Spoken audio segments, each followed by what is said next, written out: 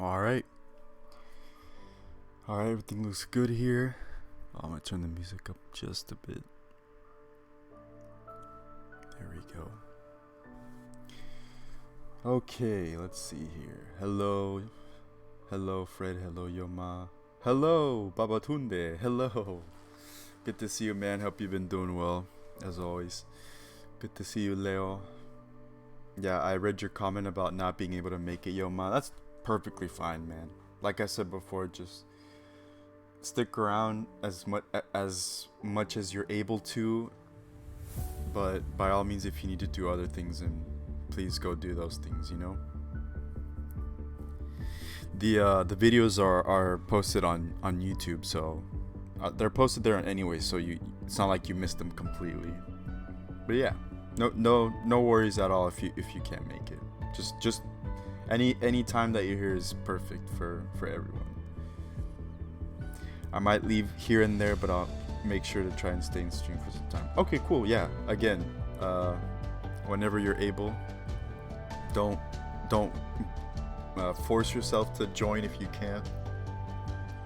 Whatever works for you, man. But yeah, hope everyone's been doing well. Actually, I'm gonna turn it down just a bit. There we go. But yeah, good to see you guys as always. Hope everything's been going well. It's Friday now, so the week is past us. The weekend is just about to start, so I hope you guys have a restful weekend. But yeah, without further ado, we're just gonna go ahead and get started. The second season is obviously in what's the second season? Yeah, of course the second season in full swing. We're all here. But the second half of the season is what I meant to say. Is pretty much in full swing. Excuse me. We're starting to see a little bit of gaps. There's a few clubs that are separated by 1 or 2 points, so we're starting to see just a little bit of space in between clubs. However, the top 3 is very much still in contention. For our first match here, we have Ezhdehan, who are currently sitting in 4th with 11 points in 8 matches.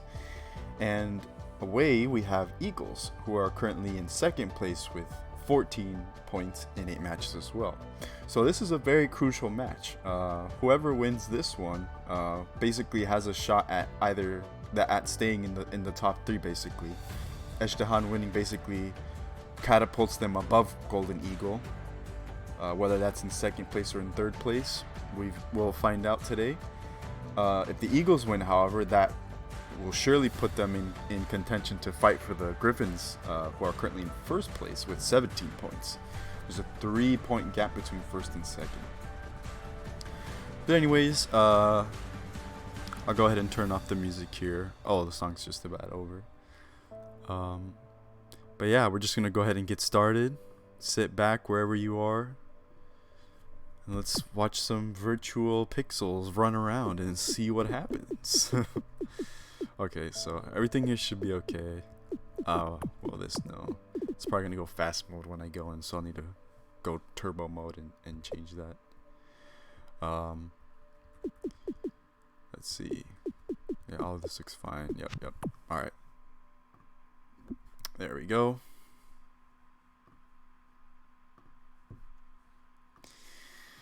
Alright, so I don't think there have been any changes on either team. So we're just going to go in as a rather familiar formations for both. And yeah, Fred, I saw your comment. I just wanted to make sure I got all the formalities out of the way. I also put in the prediction, which is over by now, so hopefully you guys got in your votes. But yeah, a kit tier list, I think that'd be pretty cool. That would be pretty nice. We can put the season 1 ones as well, so we can sort of see how they compare. I think that'd be pretty cool. The season 1 ones are going to be pretty on the bottom.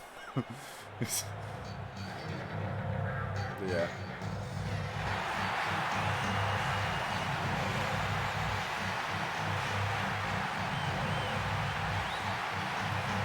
Yeah, in season 3, I do know that they were created. I'll see if I'm hoping that I have time to do them because it involves a bit of graphical work.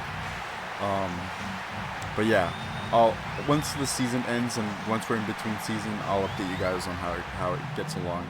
Because in case you guys haven't noticed, things have started to get pretty busy for me now. I'm just about to start my classes. I've got lots of important things to consider, lots of important things to take care of. So the schedule might not be as rigid as it has been the past few seasons. So hopefully that's not an inconvenience for everyone. Whoa. So just wanted to let you guys know. But yeah, we're gonna go ahead and get underway here.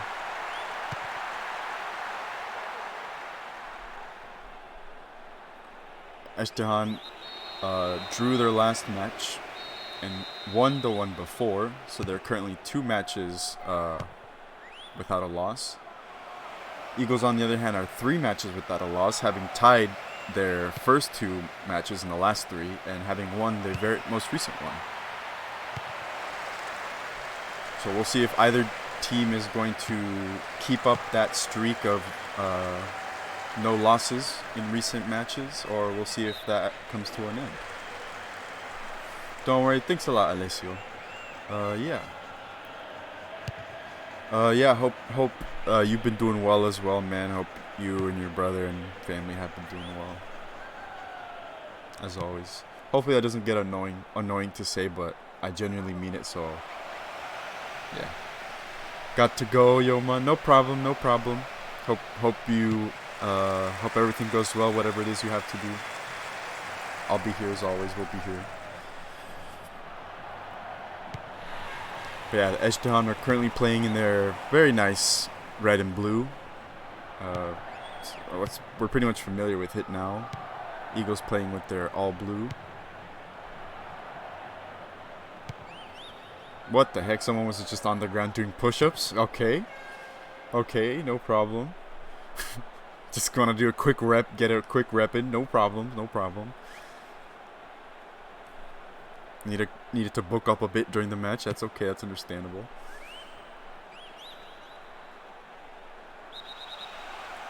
All good here? Good to hear, man. Good to hear. Good defensive work.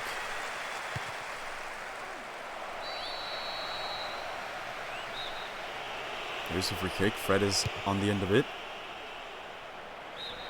Gone past everyone. It's out for a goal kick. So everybody's pretty much betting on, well, not that there's that many points up for grabs at the moment, but lots of people have voted for a tie in terms of channel points, but it's pretty much even across the board, I think. Wasn't the best weather, but it's fine. Summer's over. Yeah. That's true. And for people in the southern hemisphere, like good old Babatunde, it's probably going to get warmer for them now. Also, I don't know if you're in chat still, but how would you like me to refer to you? Is Babatunde fine? Because I know that's your player name, or would you like me to refer to you as like another name? Because I know that can get a bit confusing. But yeah, hello Floyd. Good evening all. How's everyone? I'm doing well. Thanks for asking. I hope you've been doing well as well. A bit frantic for me, but I've been hanging on. Just having fun, doing everything. Lots of heat waves. Yeah, I saw in the news. Lots of heat waves for Europe. Like record-breaking temperatures. I remember reading like a report of weather in the UK and how it was so bad that people were fainting in the streets, basically, like of how hot it was. So yeah, that was I can only imagine how that must have been.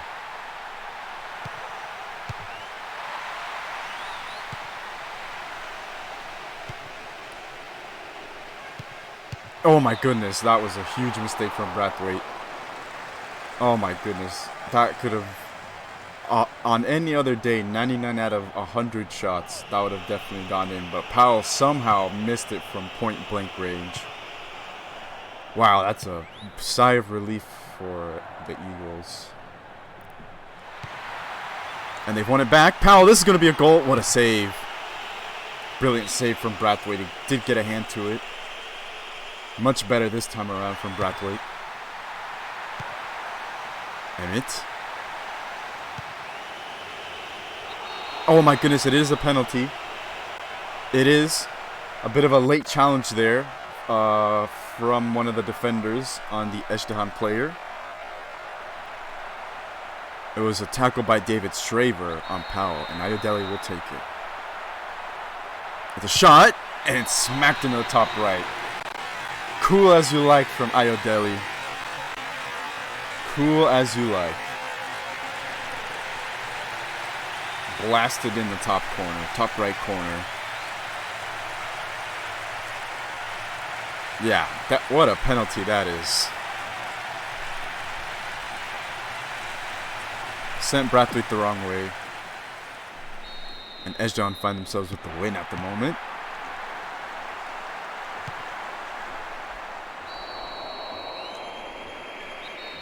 But yeah, I'm actually the opposite, Floyd. I actually really love the cold.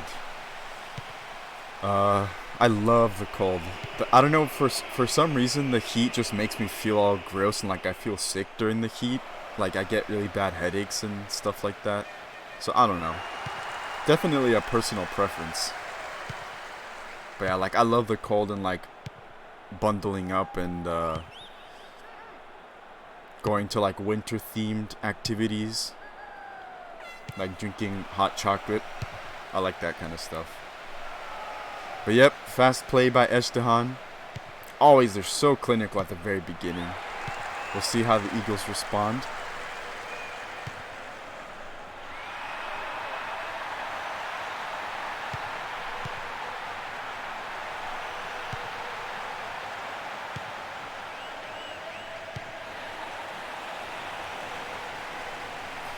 Never tried hot chocolate. Interesting. I definitely recommend it. It's very nice.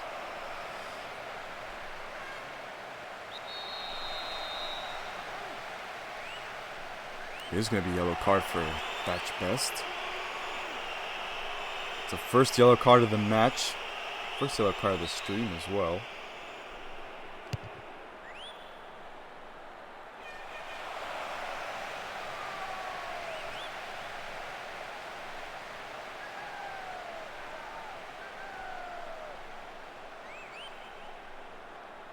Pasalic is moving forward.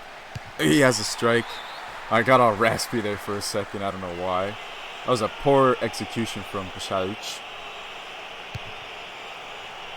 Hot chocolate tastes good no matter the weather. That is true. I like the taste of chocolate like that. Oh, this could be good. Fred, he has a strike. Collected by Kabiri. Good stuff.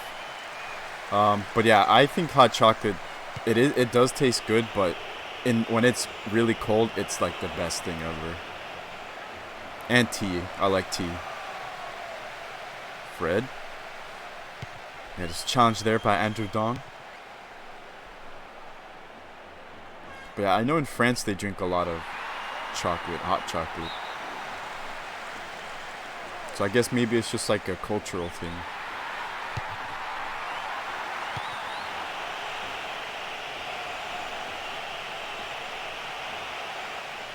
Delhi. Torres is helping out. Good tackle from Anthony Silva.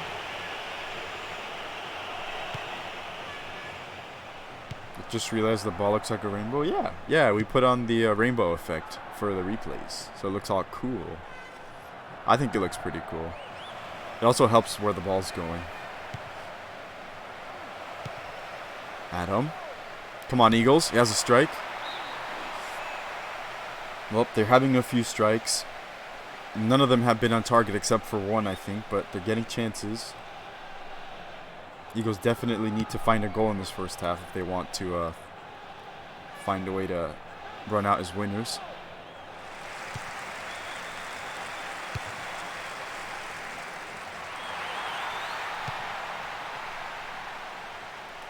No, the ball design. Interesting.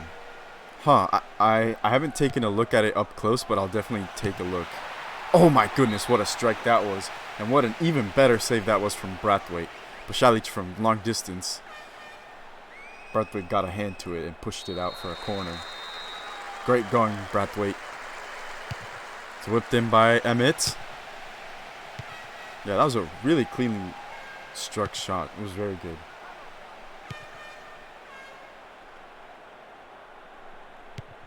How come other teams pass it around well and all the Eagles do is force the ball into the middle where all the traffic is?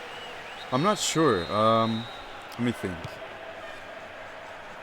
So the tactic is it's like 3-4-1-2, something like that, I think. So it might be that. Maybe like prioritize not moving it through the middle, but maybe through the wings. Margulic. Bashalic. It was taken away by Damian Winter. That was a good intervention from Winter. Fred, oh, he's stolen it away. That was a poor strike. He might have felt the pressure from the defense there, but I think he should have had a better strike.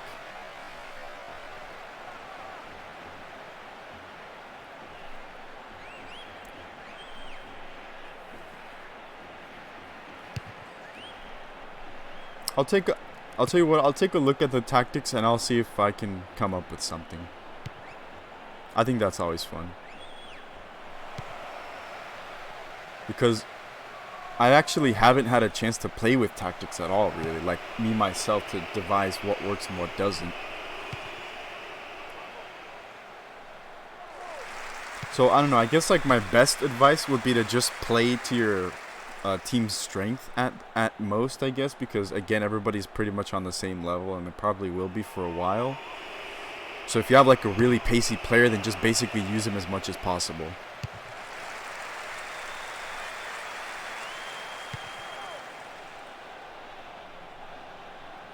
I don't really want to be that one guy who's helped by the owner. I'll probably get made fun of. I don't know. I mean, if you don't want any help, that's totally fine. That's completely up to you. But yeah, I don't see anything like wrong with that. Like, cause in the end, like, I'm the one that's organizing the whole thing. Like, I want every club to do really well. Like, I want every club to basically win the Champions League in the end and make like star-studded players. But yeah, if you don't want any help, that's perfectly fine. No offense at all. Bashalic was forced out of play there. I think it will be a corner. It is. Virginia Emmett whips it. Oh, it was a bit loose there. Eagles dealt with it rather well.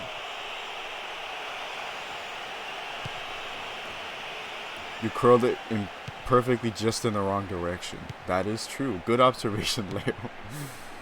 That's basically me when I ever go play football. I just curl it in the wrong direction. Yeah, just let me know, Fred.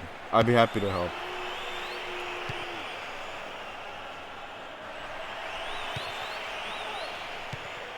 I think we've just about approached the very end of the first half. It'll probably end as soon as possession is given away. Oh, that's a good pass to Tim Becker. Hold on.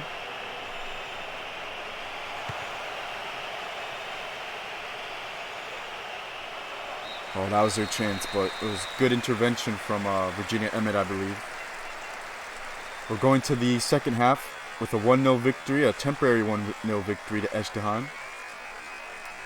Cursed Fred, still no Cursed Fred. Actually, I found the reason why the emotes aren't working. So it turns out that you need to have a certain eligibility in order to actually upload emotes, and one of those is that you have to have been an affiliate for 60 days or more, which I obviously haven't hit that mark yet. We haven't hit that mark yet. So yeah, there's the penalty. It was a tackle from David Straver.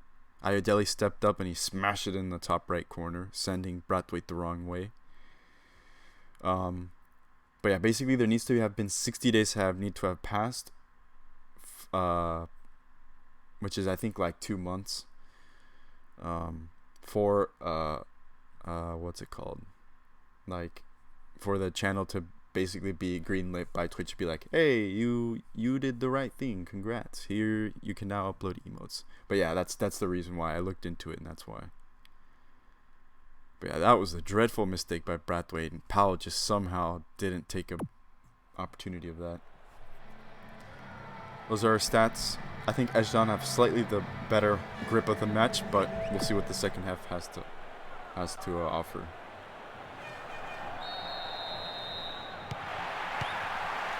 Is player good or nah? What have I just wrote? What? I think he's speaking in tongues. Wazani's asked to calm things down a bit. I think it's fair. I mean, did I play good? Yeah, Markelic has had a few good chances. But yeah, no goals yet, I'm afraid. But he's right there, honestly. If he gets a goal here, he'll be right there with Chess for top goal scorer of the league, of the season. And that's Virginia Emmett. Oh, it's bobbled. This could be dangerous. Powell. Once school opens, I'll go to the pitch and take a couple shots. That's great. Yeah, honestly, I don't remember the last time I played football, which is kind of sad to think about. The last time was probably high school, so like 4 years ago now. So I'm probably so rusty. My touch is probably so bad. It probably bounces off like a mattress.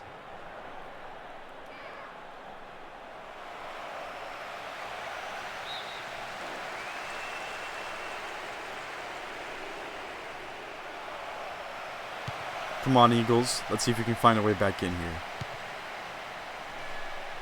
There he is, our boy Mateo. Oh, what a pass that is to Powell. It's still Powell. He has a strike. Oh, safe hands from Bradley, but check out that pass from Mateo. That was... He picked out Powell so nicely.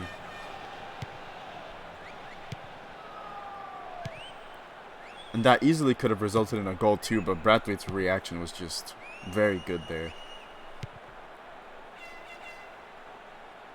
He's fighting for the ball.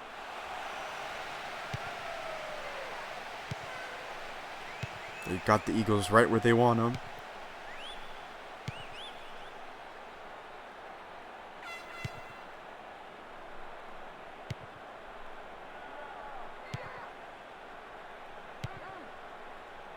There's Fred. Good stuff from Pasalic. It's still with the Eagles though. Nope, intercepted by Mateo. There's Adams.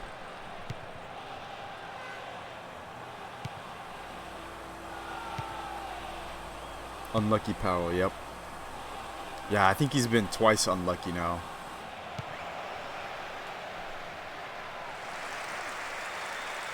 There's Best. He is yellow carded, so he needs to be careful.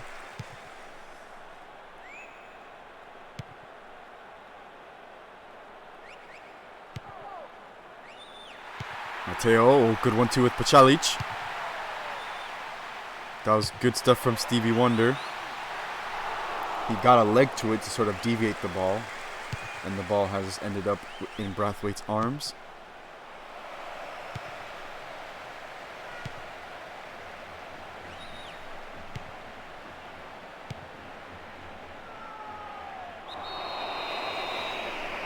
Carlo Vega trips up Virginia Emmett. It is a free kick. More subs. Stevie Wonder's off. Tim Becker's also off. Dalglish is on for one of those players. And it looks like Andrew Dong was subbed off for Jacob McCarthy. Hey, I stopped talking right when the announcer did. Nice. Harry, sup everyone. Hello, man. It's been a while since I've seen you, actually. Hope you've been doing well, man. We were just talking about, what's it called? Like, hot chocolate. And I remember reading in some of my French textbooks that in France they drink hot chocolate. They call it chocolat chaud. And so I was wondering what your experiences are with drinking hot chocolate. If it's really a thing, if what I read is true, or if they're just lying to me.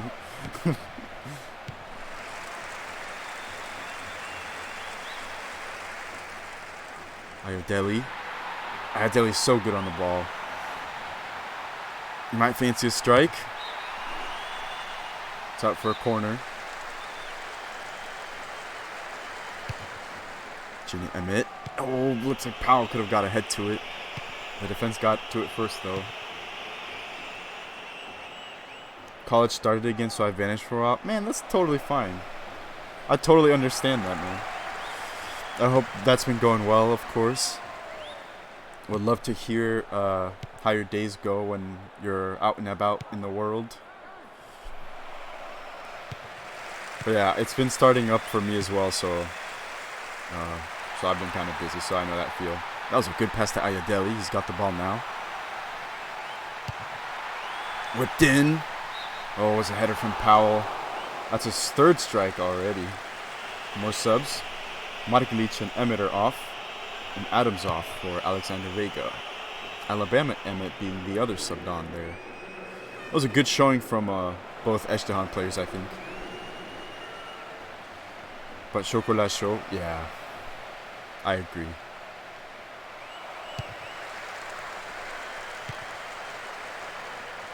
Yeah, I remember going to a French culture event for one of my classes, and I remember it was like for my local French like association. And I remember buying like some cap. It was so good.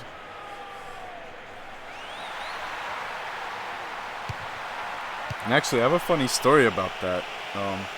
So I met a really nice gentleman who was from France, and he was born there, he was raised there, and he lived there, and then he retired, and he moved to the United States.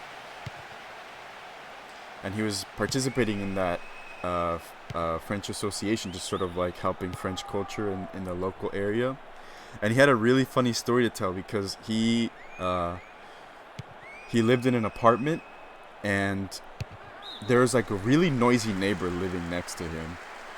And for some reason, you could always hear them talking. Like, it was like a lady and another man. And he said it was really funny because you could tell how upset they were by how many. So, like, for example, when like something bad would happen, like the lady would be like, "Oh la la," or like the man would be like, "Oh la la," and he would hear that because the walls were very thin.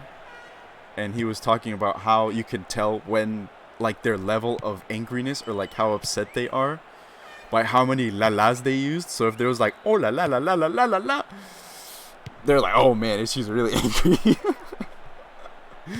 But, yeah, I thought that was so funny. And he, like, imitated them perfectly. So, I don't know. I hope he's doing well wherever he is.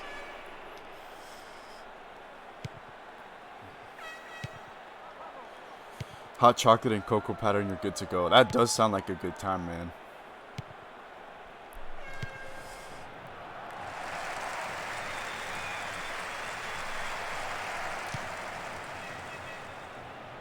But yeah, I think it's like a culture thing because I know other people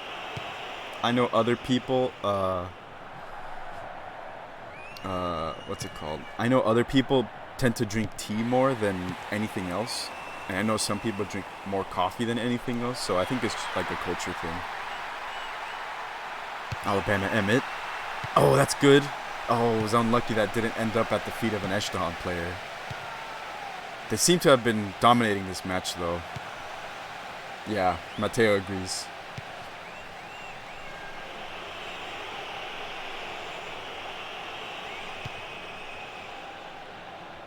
Yeah, tea is the best. Yeah, honestly, I like, oh man, what's the name? I like drinking chai tea a lot. I think that's how you say it. Chai or kai or one of the others. But yeah, actually, I'm curious. I'm gonna make a poll.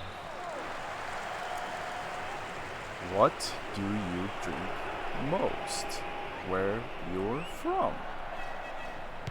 Tea, coffee, hot chocolate. What else do people drink? Tea, coffee, hot chocolate. Okay. Alright. I put a poll, so I'm curious about what... Oh, I didn't put another one. Oh, well. Alright, but I put a pole there. Let me know. There's a header from Dalglish. It goes over the bar. But yeah, if it isn't there for some reason, if what I chose isn't there, just write it in the chat. Because I know, like I said before, some countries are like super tea aficionados. I was reading here that Leo says that in Croatia people drink coffee 24/7, so there you go. I know in some other countries they like to drink beer a lot and like just hanging out at a pub. This match is just about over. The Eagles need to make something happen right now. Closest one is coffee. Nice.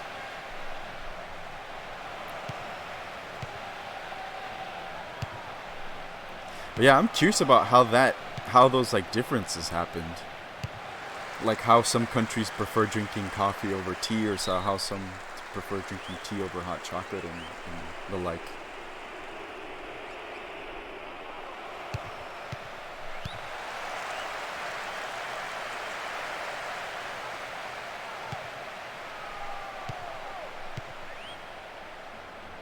Delhi. I think this match is just about to end here.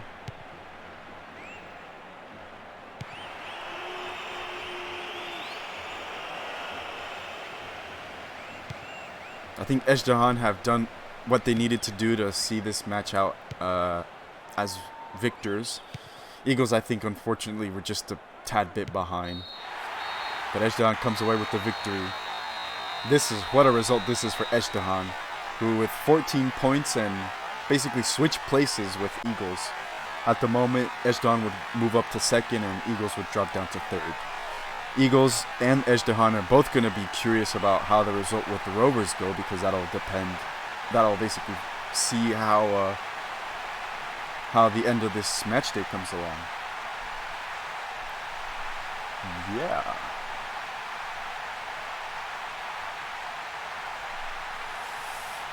Okay. I'll get to the chats in a bit, guys. I want to make sure I read down these stats per usual. But we saw there that in the 18th minute in the first half, Ayodele's penalty kick was struck very beautifully with his left foot, right into the top right corner, sending Brathwaite the wrong way. I'll go ahead and pull up the stat also, how many goals he's had this season. I think that's an important note because he is the record holder. So credit is given where it's due, I guess. Yeah, no assist on the play. Okay.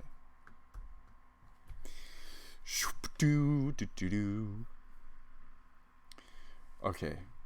Yeah, Eagles won't score trying to continuously force the ball through the middle. Yeah, and that's the whole point. Like, tinker around, see what works.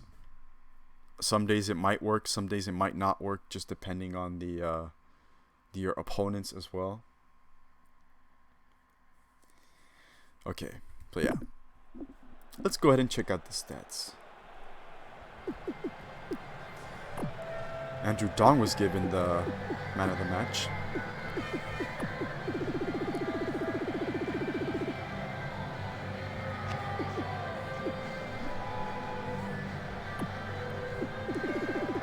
Perfect passing from Andrew Dong. Alright. Good passing from Pasalic. Good stuff. Lots of good dribbling. Virginia Emmett didn't dribble much. I'm sure he was just like holding in the attack. Good passing as well. Tyler Adams. Same sort of deal, I think. Mateo. Lots of distance covered on the right wing there. That seems to be working for them very nicely. Good passing and lots of interceptions. Ayodele was thoroughly present on the left wing. Wow. Check that out. 198 meters. Nice. That's a record, I think. I don't think I've ever seen it go up above 200. And then Powell, of course, in the center. Okay. And then Brathwaite. I think he was called into action a bit more. Yep, 8 saves. El Wazani. Good passing. Stevie Wonder, I know he's in the chat. Really good passing. But yeah, I'm going to go ahead and take an extra look here to see if the claim about forcing it down the middle isn't working. I'll see how true that is. Wow, Adam, 28 passes attempted and 20 completed. That's very involved. Becker, I don't think we saw much of Tim Becker, I'm afraid. He was pretty well stopped by the defense. And then Fred, those are your stats. 2 shots, fortunately couldn't find the net. But yeah, let's see. Who is in the center?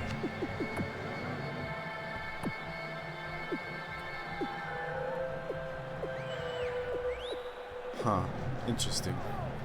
It looks like the center I hear, I think in Eagles is, I think that's pretty fair.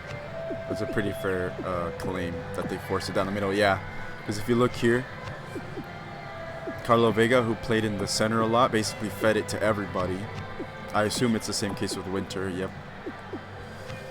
And if we take a look at Anthony Silva, who's pretty involved as well on the left. Adam Wonder. That's not a person. Stevie Wonder on the right wing, and then Adam as well. Interesting. So maybe, I think maybe some tweaking might be needed. Maybe force the, like a wingers, maybe like a 4-3-3 or something, and then force the 2 side backs to push forward. I don't know. But in terms of man of the match,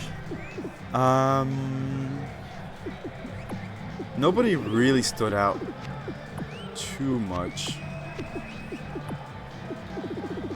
But I think based on the stats here,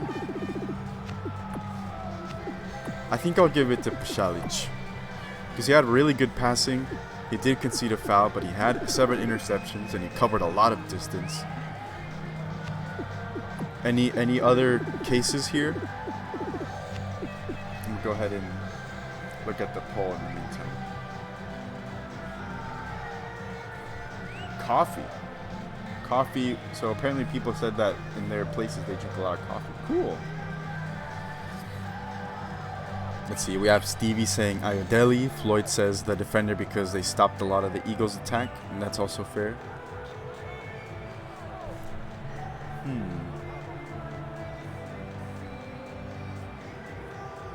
Let me take a look at Ayodele's again. Lots of strikes, so he's very present. He provided a lot of crosses, that is true. Yeah, I agree with you on that, Stevie. And he was very present on the left wing. Huh, it looks like people are thinking Ayodele. Okay, yeah, I can coincide with that. Let me just go ahead and take a quick look at Pšalić. Yeah, okay, Ayodele's I think a fair pick. I'll go ahead and write down Ayodele.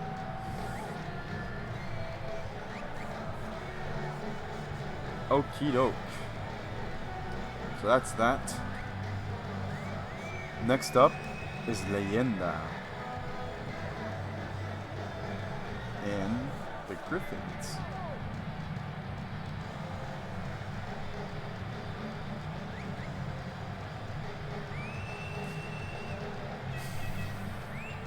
Okay. Let's go ahead and get started, shall we? Well, we're technically already started, but you guys know what I mean. Alright, what a match this is. Oh, the prediction. I just remembered. Ezhdehan. And I'll go ahead and put the next one, so...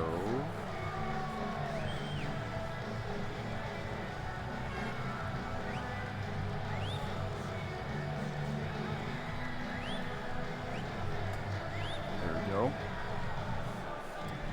5 minutes. Get your bets in. Don't go Leo and bet your entire savings. Of course, we've learned our lessons. I sure hope we have.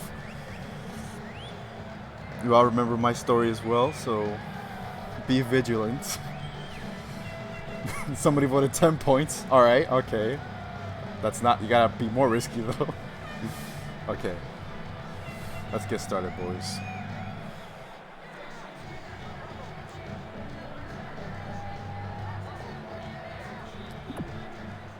Leyenda need the points. I absolutely agree, Floyd.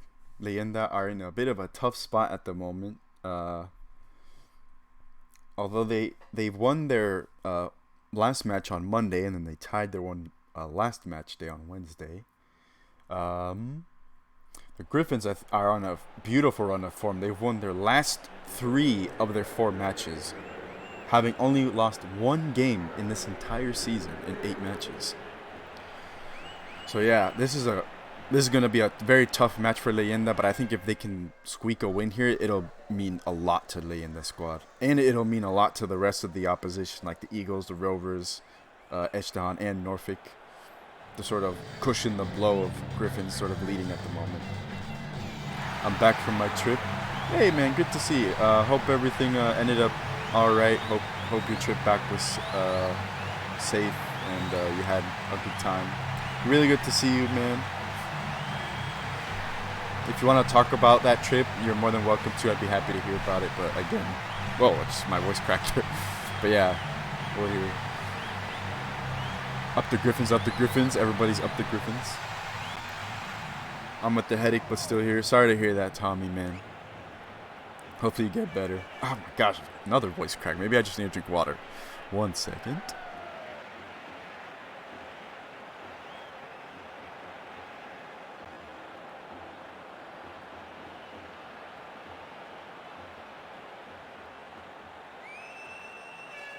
Alright, I think I've recovered now.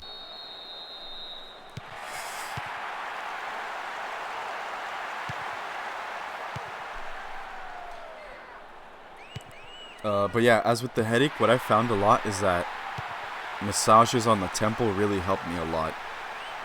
Cantalupi, this could be good. Oh my, that was very close for Leyenda. It's still with them though, Cheda. Sam whips it in. Ooh, that was dangerous there from Leyenda.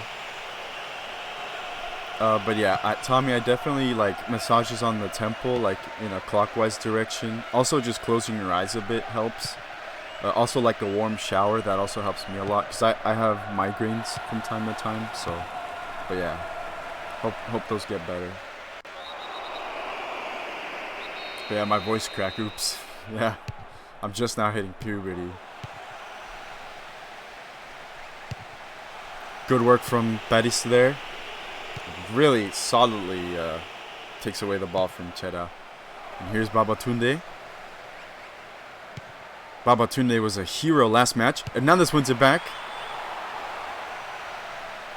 Griffins have fought back after a little bit of a scare in the first few minutes.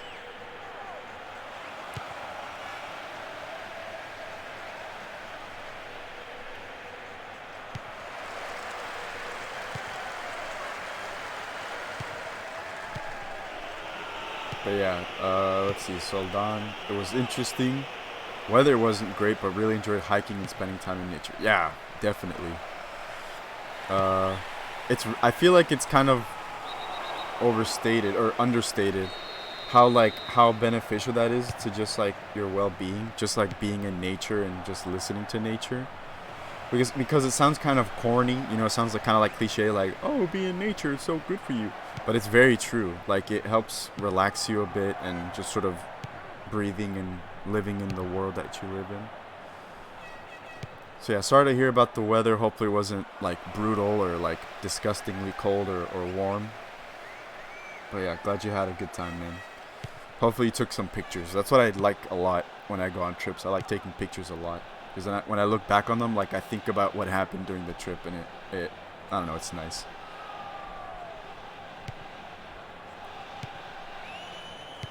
Yeah, game has started crazy. Yeah, both clubs are like, you know what? No beating around the bush. We're just gonna go for it. No stone left unturned. Miller, Babatunde. Oh, good stuff from the defense.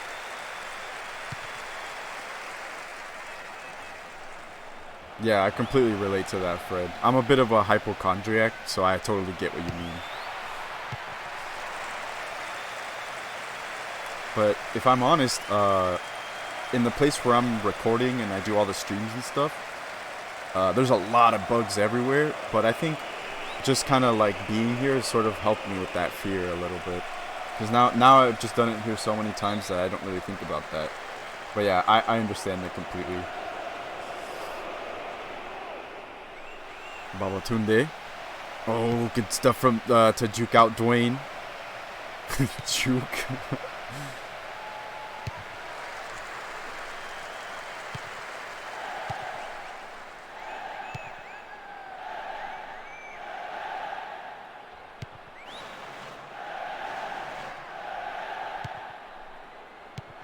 Leyenda's turn now. Cantalupi.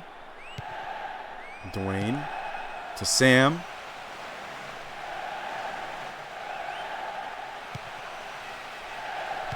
Let me take a look at the predictions.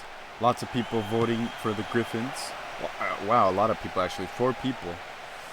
2 people for Leyenda and 2 people for Ty. It is going to be a free kick.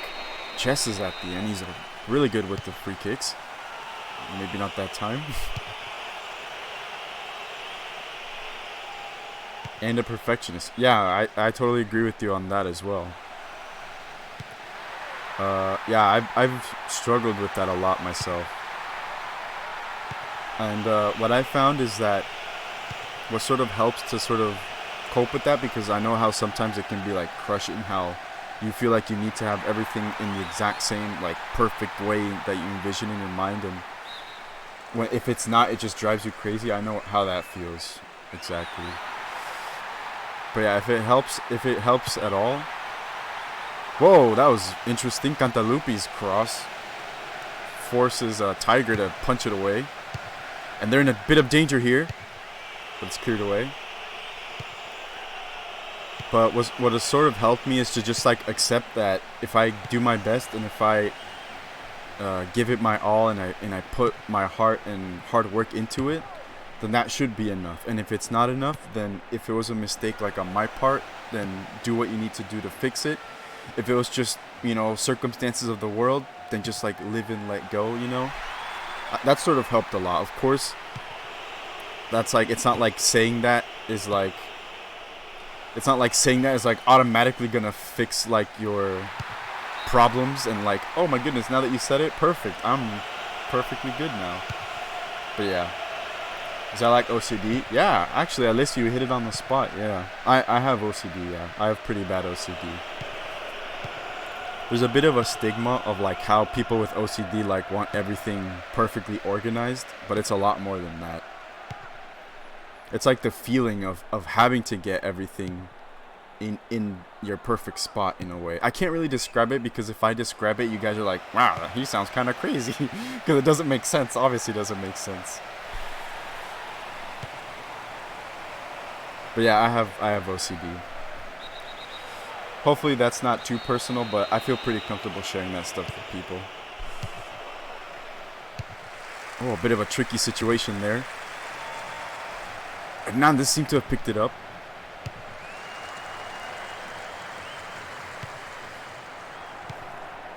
This match has thoroughly been balanced. I think these two clubs are a very good match for each other.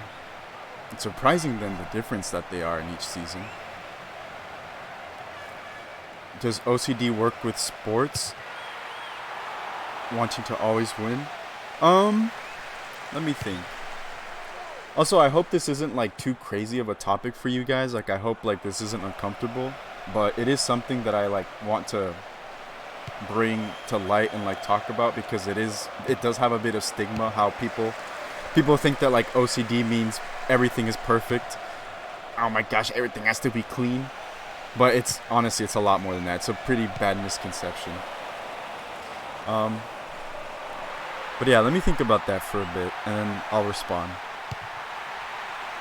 Sam has a strike. It's deflected there by Rock Mockery. Hernandez. Oh, it's a bit crazy. Trent Tiger. Oh my goodness, I thought that was going in. It's out for a goal kick though. What is it then? Okay, so let's see. So in terms of sports, I guess like the idea is it's less so wanting to win, which I guess could be something, but it's more so like the implications behind that. So like, I guess like a person with OCD, if they played sports, they would be obsessed with, let's see. I guess maybe like this game, we have to win this game, or else I'm gonna, I'm gonna get kicked off of the team or something, or I'm gonna lose my job, or I'm never gonna be good ever again. Like, it's that sort of thing. Obviously, you can translate it to a bunch of other things as well. Like, one of my big problems that I struggled with a lot ever since I was a kid. It's a yellow card for João Cabral. The tackle on Sam. But yeah, one of the things that I struggled with a lot as a kid is sort of that thing, like being scared of like very irrational things. Like for example, I used to be really scared that if I didn't organize my room in a certain way, then I would somehow manifest monsters to come into my room and they would like kill everybody or something crazy like that. Like something really silly. But when I was a kid, that was horrible to me. Like everything had to be perfect, and if somebody moved my backpack to the other end, it would make me so angry. But yeah, that sort of thing. But I struggled with it a lot ever since I was a kid.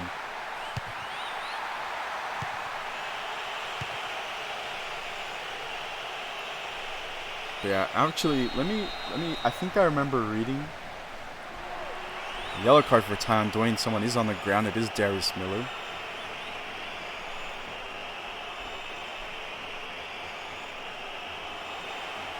I think he'll be okay. Surely he'll be okay. But yeah, in case you didn't know, David Beckham actually has OCD. I remember reading an article where he talked about his experiences with OCD. So if you're guys curious about how that is, I highly recommend just looking up David Beckham OCD. He talks about it.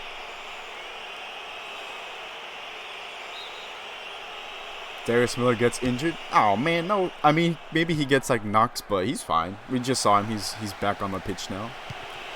Yeah, I don't think that injuries get that bad. We've only seen like maybe this entire season 1 or 2 injuries where somebody had to get subbed off. So it's not that common of an occurrence. But again, it does happen to the point where it's like a bit of an entropy to it, I guess. Like, oh, you don't know what's going to happen. It's a bit of unexpectedness. Ryan Adam. Yeah, the other one was actually Louis Hansel for Norfolk. He got a pretty bad injury to his thigh. I think he had to get subbed off. He was like clutching his hamstring or something like that. Leyenda have the ball. I'll tell you what, I think they can maybe find a goal here. That one's not going in the net anytime soon though.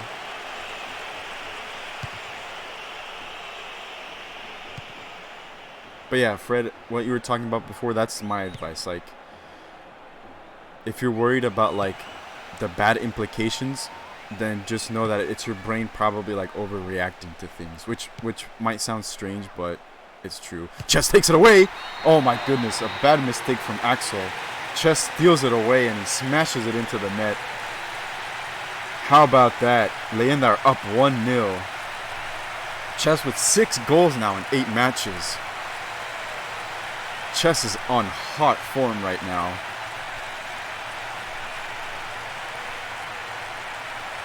Unfortunately, it was a bad mistake from Axel to give away possession, and Chess took advantage of that situation so nicely. This is rejoice for the rest of the players, for the rest of the teams. Griffins need to do something right now if they want to end this match favorably.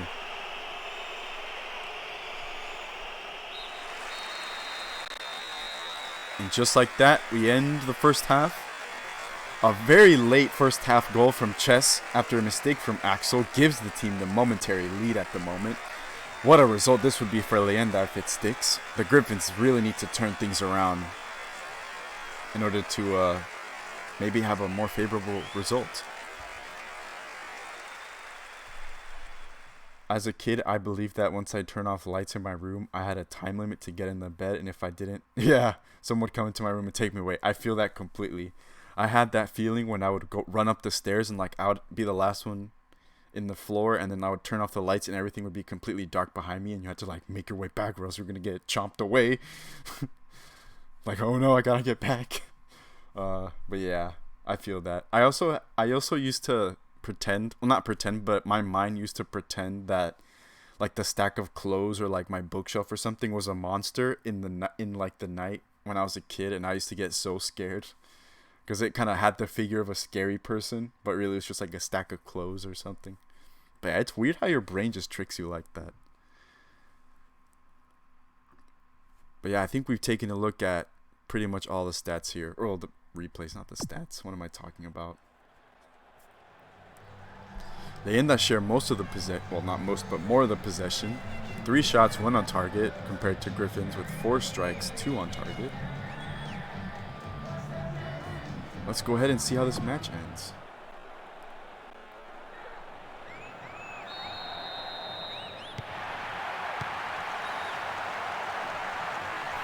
I swear Leyenda have a strategy that completely negates ours. They're always the ones giving us trouble. Maybe Leyenda is just the Griffins bogey team. There's always a bogey team. I remember when I used to play Football Manager, it doesn't matter how good my club was, there was always a club that we always just lost to for some reason. It just was never meant to be with them.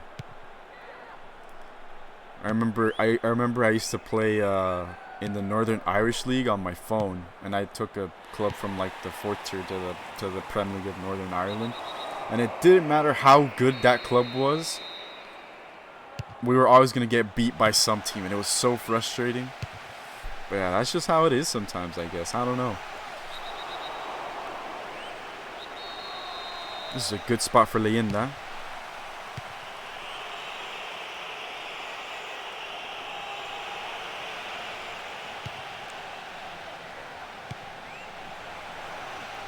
My grandma's house is in the middle of nothing with boars who get in the yard, so I'm so scared at night. Oh my goodness, Alessio. That sounds terrifying. Yeah, I feel that though. I remember like in one of my old houses, we used to be like, that neighborhood would be invaded by like coyotes or like wild cows or something like that, and it would be pretty terrifying. But yeah, if I've learned anything, is that if an animal ever crosses your path, then just let them be. Oh, good pass to Dwayne. Wow. That was brilliant stuff from Sam, I think that was. Yeah, it was. Dwayne had a good strike. Tiger with some safe hands, though. Chess.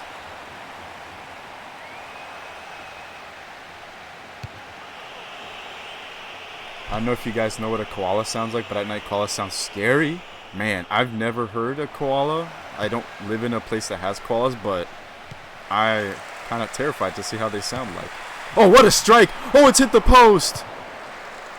Oh my word. Hernandez's shot from out of the box hit the post, and it looked like it was going to go in. It's whipped in.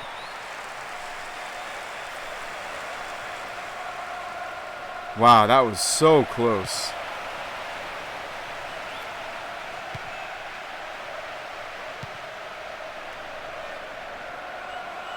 Draco Thompson. It's still with the Griffins here. One time as a kid, I woke up to see that my cat somehow got into my room and was right in front of me looking at me and nearly got a heart attack. Yeah, I don't know why cats do that sometimes. Oh, nervy there! Oh no, bad mistake from the Leyenda defense, but Griffins are steal that right back. And it's all square once again. Hernandez, I think, receiving a bit of divine justice from the VPESA gods after the chance that he was denied earlier. Babatunde's on Hernandez. Babatunde's delighted with Hernandez's effort.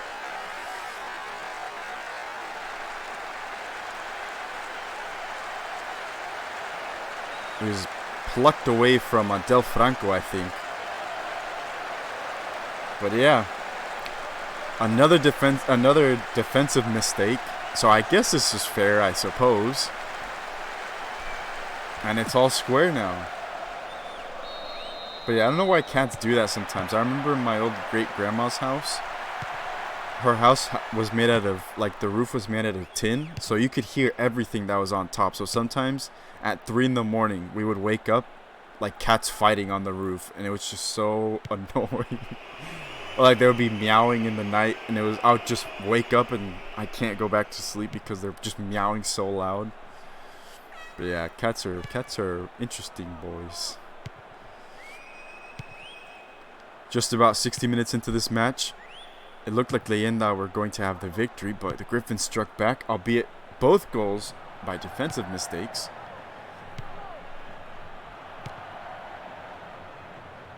Anything can happen. I think we've learned that lesson now. I don't think I need to hammer that in anymore.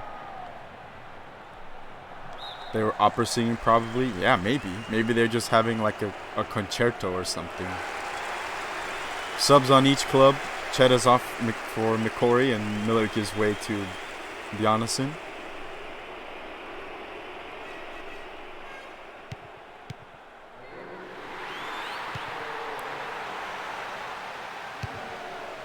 Good clearance from Alex. Alex? Axel? Who's Alex? Wow. I didn't do vocal warm-ups earlier, so I'm kind of not on it right now. Sorry, guys. Hopefully you guys aren't like annoyed at that. They were opera singing probably at council. Yeah. Wait, I just read that. One night a bat came in the window and flew around a bit. Oh yeah, that reminds me. In my school with my friends, actually, back in I think middle school, a bat was sleeping in the air ducts, and they were basically, I think they might have snuck in there through the weekend, and we didn't notice until they turned on the air, and it flew out, and the poor thing was trying to fly out of the building, but it was just flying around in the lobby, and a lot of kids were scared, and it was kind of scary. But yeah, poor guys.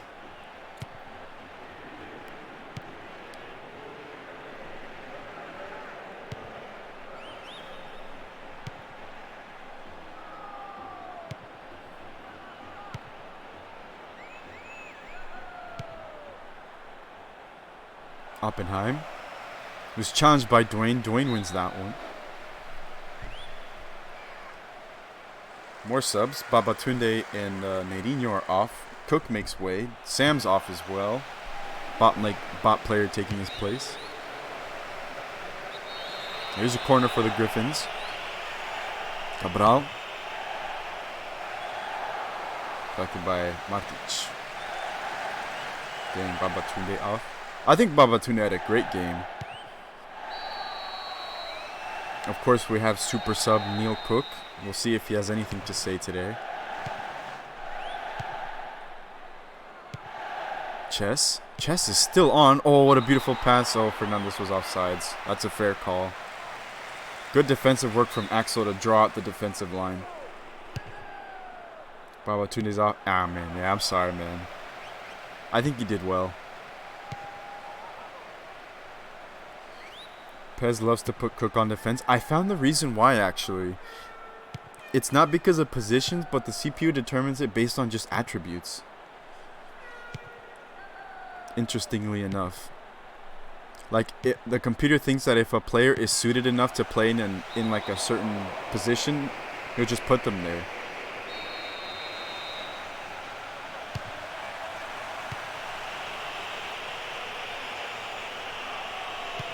Guys, attributes of a defender. I'd have to double check, but based on just some observations that I did, I think that's the case. But yeah, top speed, acceleration, passing. Yeah.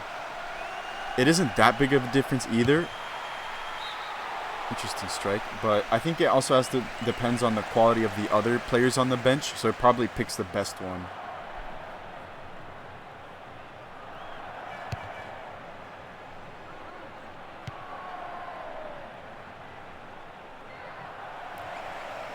Good steal from Cabral. Ooh, what a powerful strike that was. Wow. That was impressive that Martic got a hand to it. I thought that was just going to sail past him. Takes the corner. Collected again by Martic.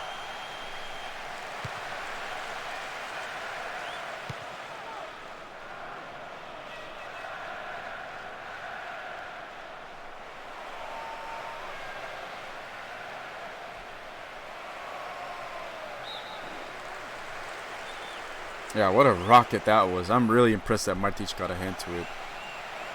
Thompson.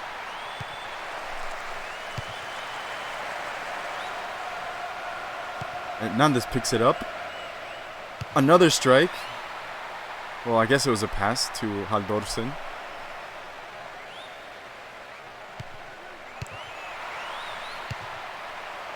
It's still with the Griffins. It's rolled right to Martic. Griffins are close to scoring. We're so... Yep, that's... Yeah, I said that. Yeah. You and I concur. Exactly.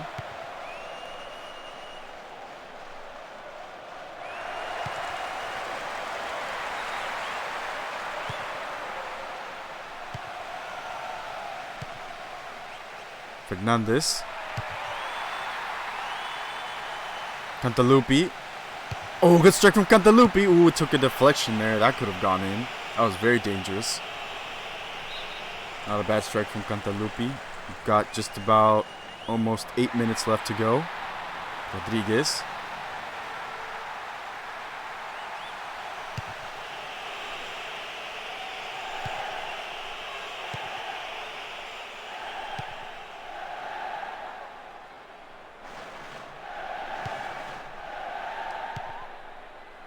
Cook wins it back. Oh, beautiful pass to Halldórsson. Halldórsson with a strike. Oh my goodness, that was so beautiful. What a pass from Neil Cook to Halldórsson.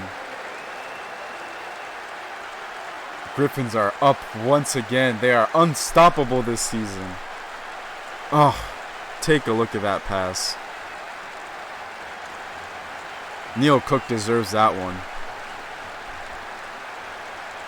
It was an excellently timed run by Halldórsson as well. Cleanly struck. Well done. Yeah, what a pass that was. That was exquisite from Neil Cook. I almost said Captain Hook. That's not right either. I don't think he's in the league.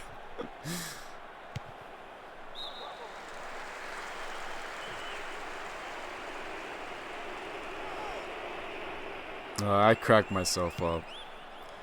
Bjarnason. It looks like they might even get another one. Surely not.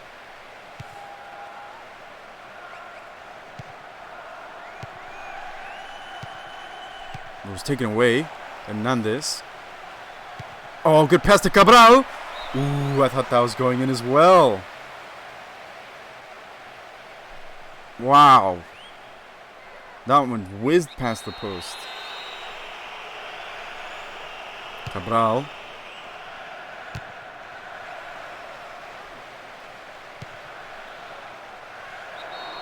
A tackle by Bjarnason. He is probably going to be booked. He is.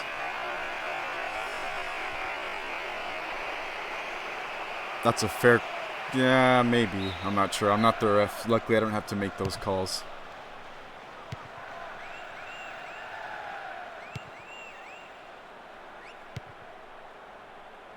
Rock Mockery. Shoved there. Oh, interesting. I'm not sure how that was a foul. Dwayne. Chess. Fernandez.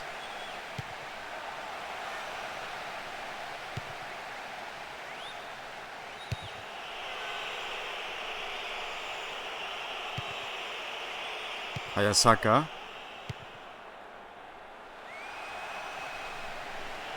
Dwayne. They might be able to squeak a chance here. McCory. Still McCory.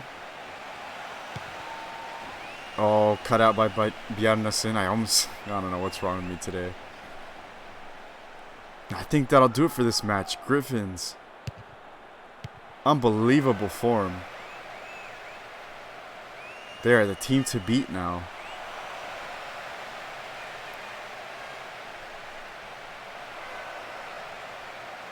Halldórsson still.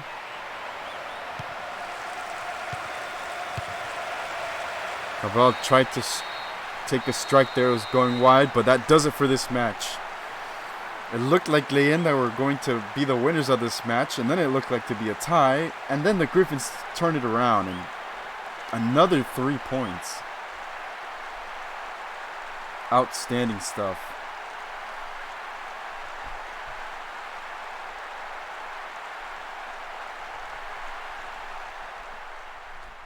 They're really unstoppable at the moment. Wow. Okay, 45th minute. That one should have been a goal. Hernandez. Oh, that was so cleanly struck. Oh my goodness, and it was so close to bouncing in as well. That's so unfortunate. Hernandez should have deserved 2, I think.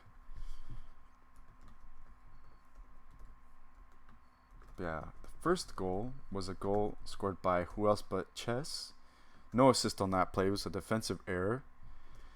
Then in the 57th minute, Mateo Hernandez struck back. Another defensive mistake, this time from Del Franco. Earlier we saw that it was pinged off the post, and then right there the winner, Neil Cook, with a beautiful chip through pass to Haldorsen, who just struck it past Martic. Big props to Neil Cook though. What a pass that was. Alright, gonna write down the stats per usual. And I think it was like in the 82nd minute or something like that. Let me verify. But yeah, we've gone ahead and looked at them. Wow, 17 shots, 8 on target. Wow. They really came out in full force for the second half, the Griffins. 45th. 83rd minute. I was 1 minute off. Icelandic. I like seeing bot players getting a goal. And this one was an assist. Another goal contribution from Neil Cook.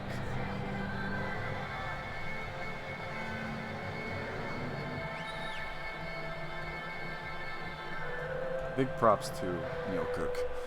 Okay, let's see. What did you decide, game? None of the starters. My guess is it's probably going to be either Haldorsen or Neil Cook. It was given to Haldorsen. Wow. Okay. Cantalupi stats. We'll start with the Leyenda team.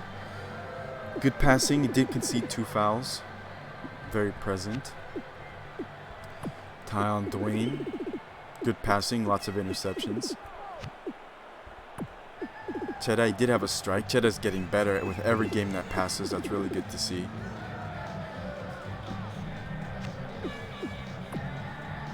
Here's Sam's stats. Not the best passing. He was very present on the left wing. He did have 1 strike. I think Sam can do better than that. He's got it in him. Chess of always just so clinical. There he is. Just basically like that poacher up front. That basically whatever chance he gets, he sticks it in the net. Sky McCory making a good appearance coming off the bench. I think that's everyone. Yep.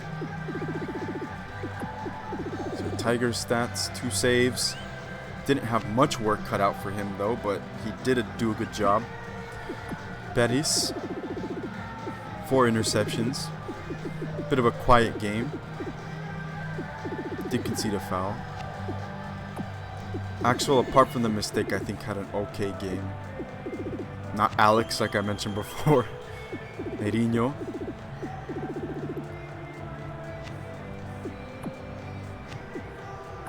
Rock Mockery, always present. Not the best passing, actually. 12 passes made out of 19 attempted. Ghabr, good passing.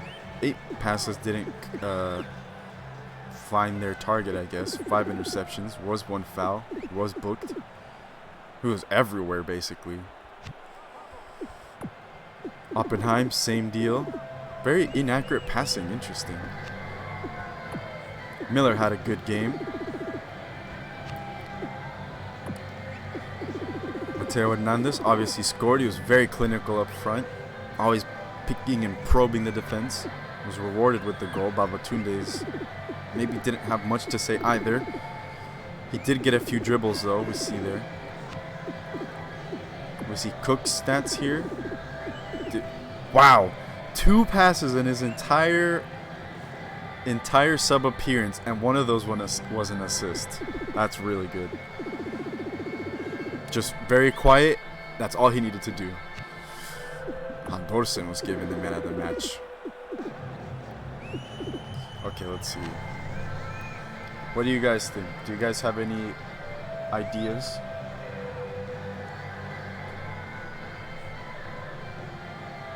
I'll go ahead and get the results ready for the next match. Or not the results, but I'll go ahead and get everything ready for the upcoming match.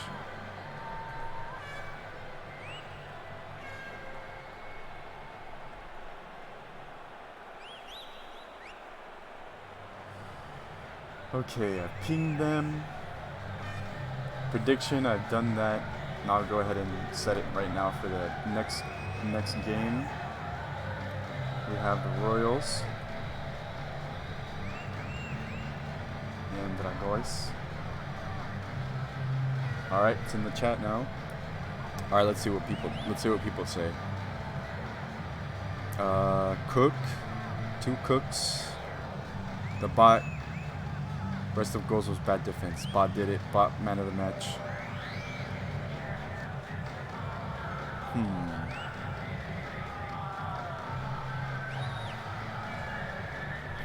I mean, I would give it to Cook in another circumstance, but that was the only contribution.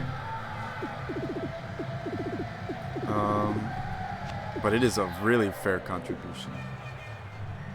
Excuse me.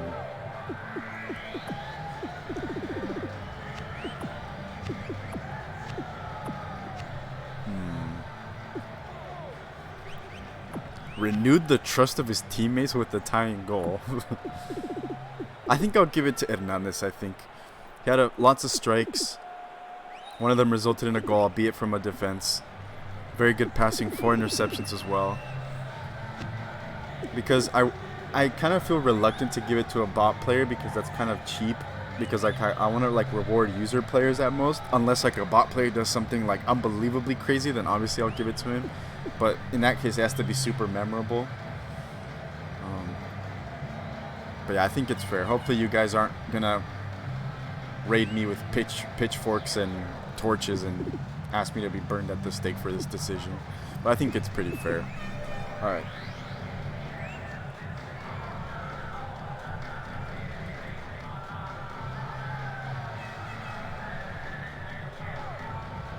But yeah, Mateo Hernandez was pretty deadly. I think it's a fair pick.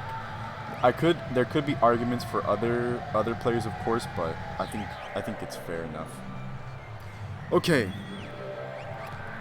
Let's go ahead and make our way to a different stadium.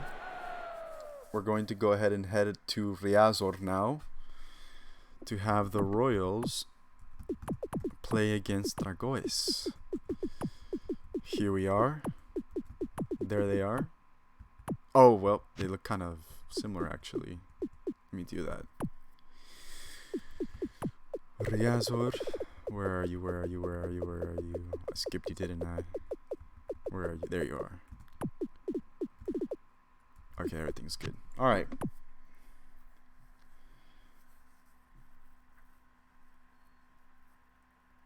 I'm really hoping for a good result here for the Royals. Because honestly, it's really heartbreaking to see them at the bottom here. A win would do really good for them. Of course, Dragões would do well with a win as well, considering how some of the other results have gone. Sort of climb up the table a bit.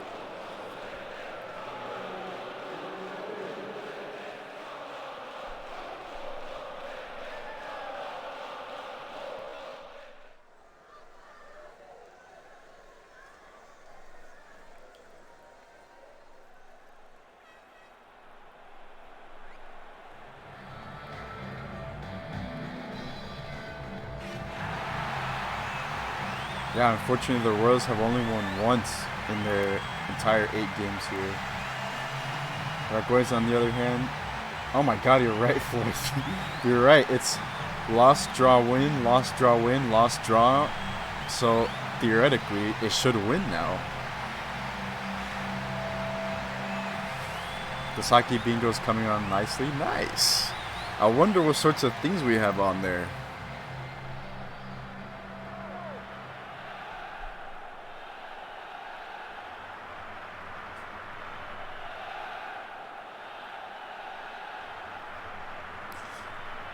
But yeah, Dragões' formation worked pretty well.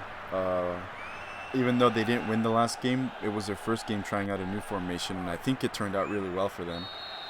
They're playing a 4-3-2-1, I think.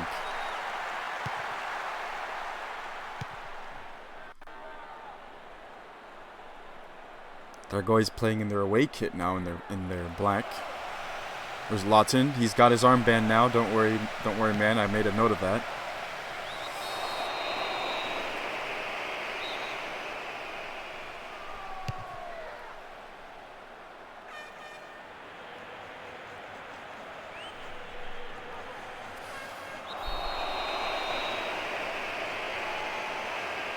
I think that's Antal on the ground.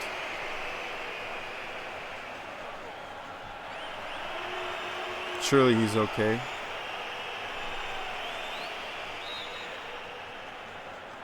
People are voting for the Royals to win.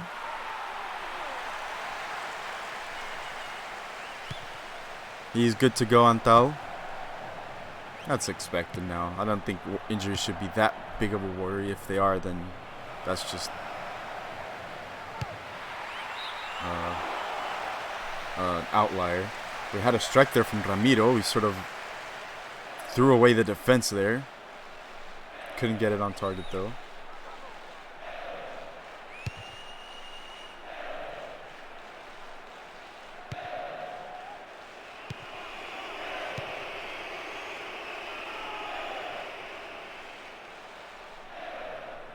Ramiro's pressing for that one.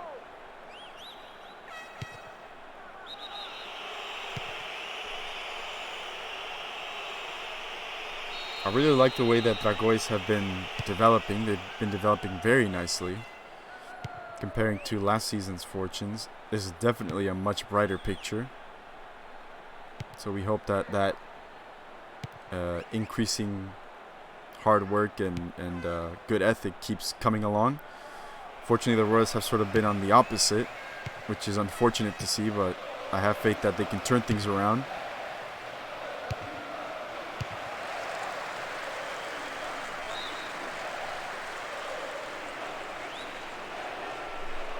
Here's, I think that's Cooper Dubois.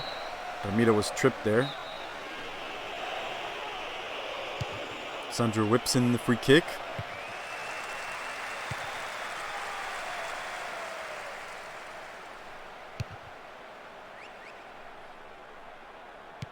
Ball's with the Royals now.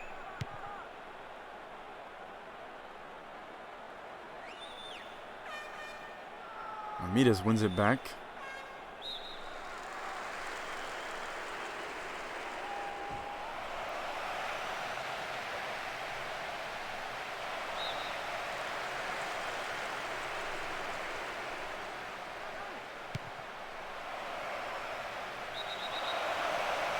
A trip on Costa, another free kick here.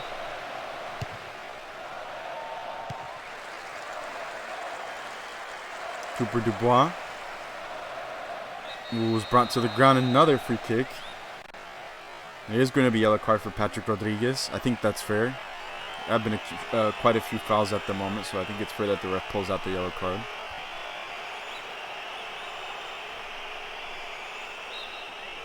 Blackwood. He's going to have a strike. Not bad. That was not a bad effort at all. Just a bit off target, but not bad at all. I'm still raring to see who scores the first free kick ever. It's not impossible.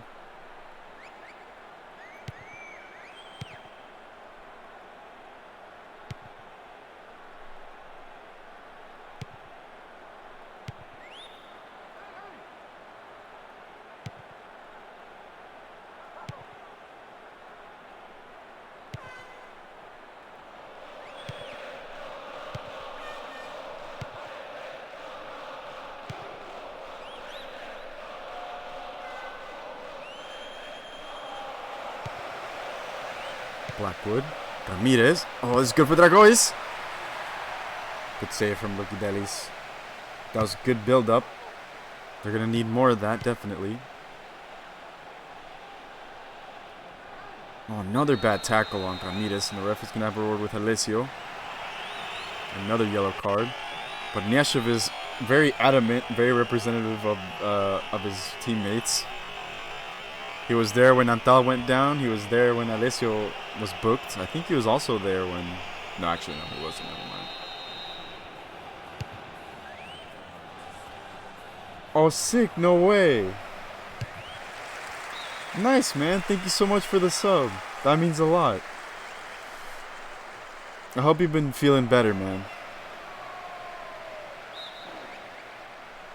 Yeah, I genuinely appreciate that. That means a lot.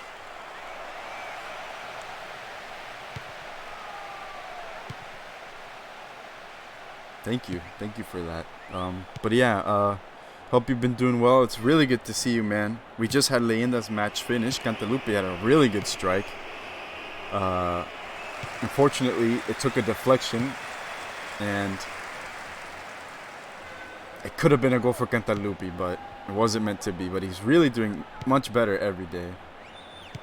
I am, and you're welcome. That's really good to hear, man. That's really good to hear. Yeah, that makes me really happy. But yeah, how have you been? What the heck? There's a bug here. Get out of here.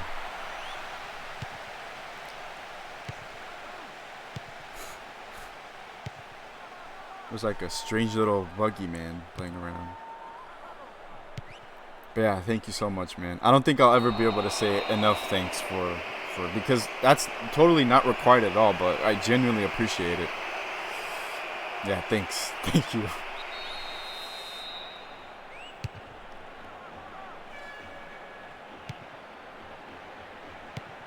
Lawton, good pass to Ramiro. The defense is much more sturdy for the Royals. Yeah, it was unfortunate. It was an unfortunate loss for Leyenda. They scored off of a defensive error from the Griffins. They were leading 1-0. I think it was right before the end of the first half. Brniashev. Oh, Alessio Simeoni. Oh, that could have been a good chance. Dragões were slowly creeping up on Alessio, though, so I think a shot was fair.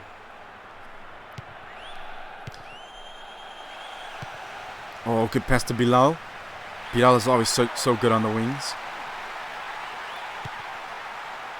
Alessio. It's whipped in. Almost. Not bad. Royals are slowly trying to punch their way through. Alessio. He has Bilal on his right.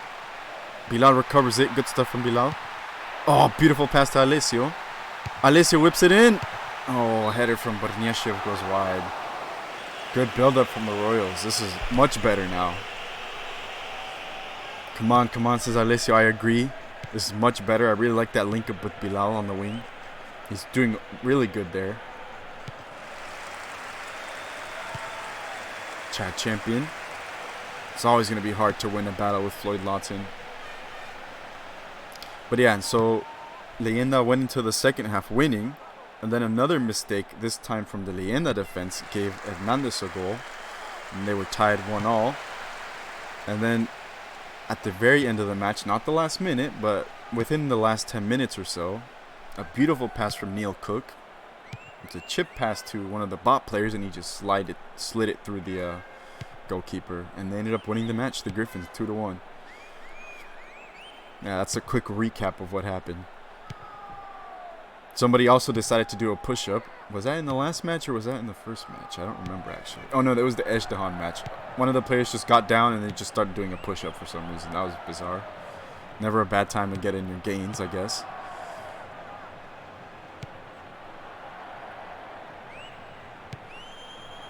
Oh, yeah, and another question I wanted to ask you. Ilgi, I don't know, man. I'm sorry.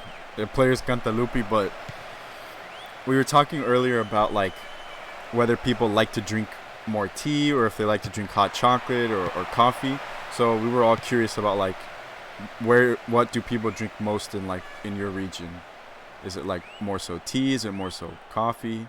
Or if it's none of those, then what do most people drink? Like, because I know Leo, for example, was talking about how people in Croatia drink coffee more than anything. people in general were saying that in Europe people drink more coffee.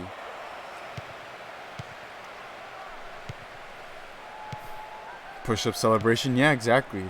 I mean, and it wasn't even a celebration though. It was just like during the match. Like he was just like, oh, I'm gonna take a push-up right here. Oh yeah, this is good.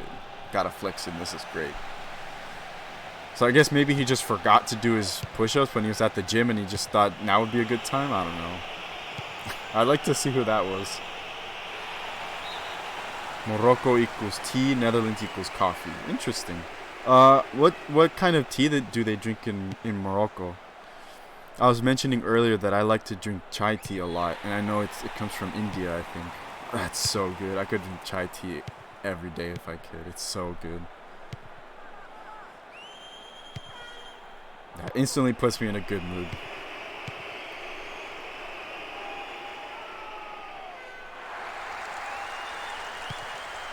Lawton. Oh, Lawton whips it in. Good defensive work. Moroccan mint tea. Interesting. I've never had that. I'll have to check that out. Moroccan mint tea. Cool.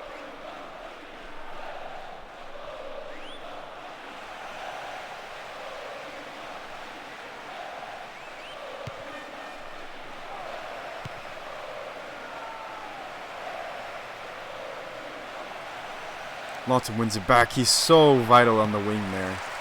I think every team has a hard time dealing with him there. The aerodynamics on his head is just crazy.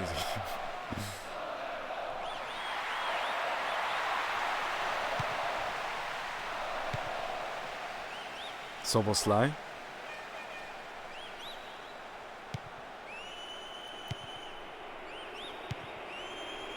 Lawton. The ball's with Dragões now.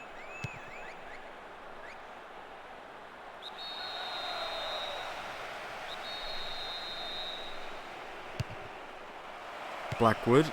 This could be good for Dragões.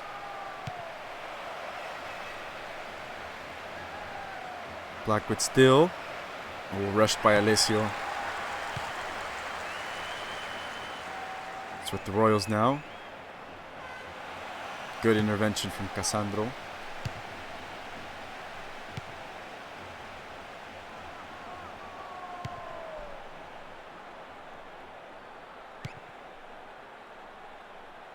Just about approaching the end of the first half. This is good though. Ramirez. Lawton. Oh, I thought he was going to go for a strike. It's still with them though. It's Cooper Dubois. Oh, bad tackle. Another yellow card. I think that's Jake Trotter. Yes, it is. Another fair call, I think. This is in a dangerous position. I think Cassandra will take it. No, it's Blackwood.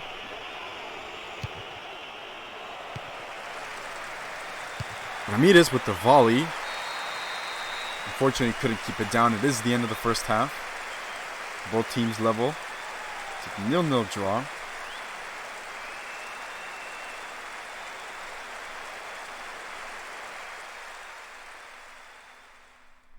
I think it's been a pretty balanced match so far, actually. Royals had a few good chances, I think, between the 20th and the 30th minute. There's Blackwood's free kick.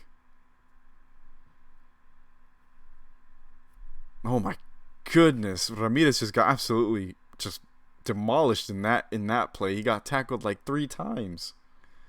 Poor guy. This was good here. If Alessio had a maybe, I don't know, it was a bit difficult there. Dragões were kind of crowded, but that was really good nonetheless.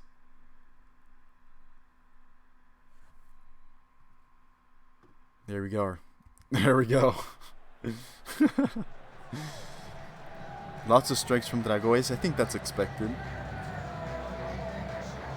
All right, let's see what the second half has to offer.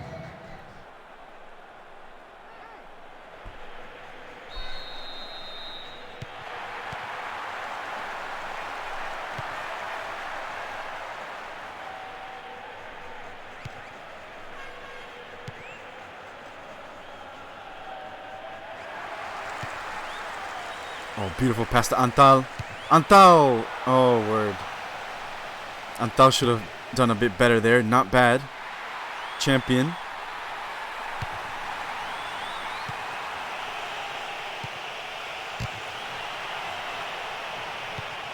It's a bit of a ping pong battle.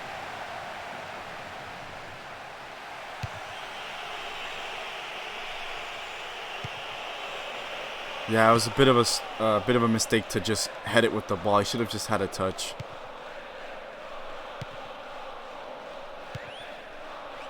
Not a bad effort though at all. Not a bad effort at all. Oh my gosh, Soboslai and Ramirez have just been getting crushed. Crushed in the sense that they're just getting tackled like no tomorrow.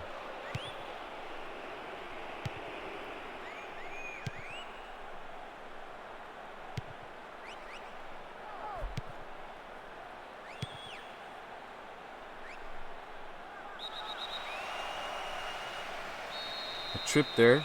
It's a free kick for Dragões. Soboslai. Some subs. Chad Champion's off.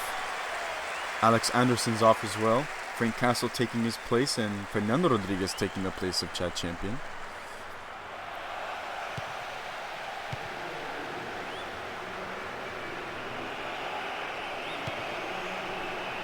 Blackwood.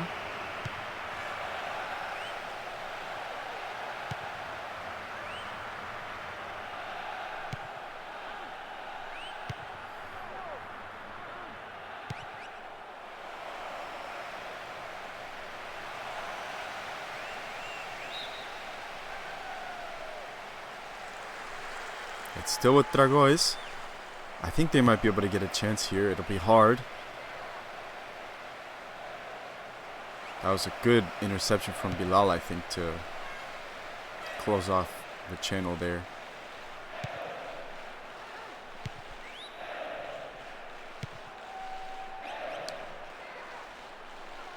Yeah, it is. Bilal is doing very well on the right wing there.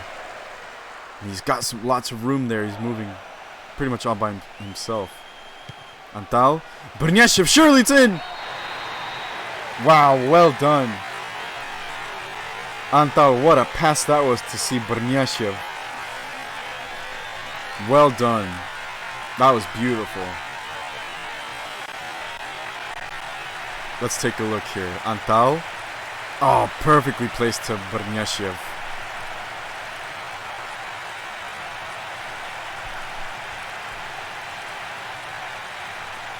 Yeah, really threaded the needle. Right to Brniashev's feet, and he just had to cleanly strike. It was delivered on a silver platter, really. They're up 1-0. Surely Dragões might have a response here.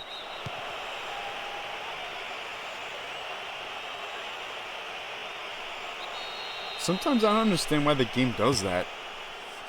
I think I've mentioned it before, but sometimes if a player seems to be involved in a play, but he ends up not being involved, if he's offside, the ref just calls offside anyways. So I don't know, it's just kind of bizarre.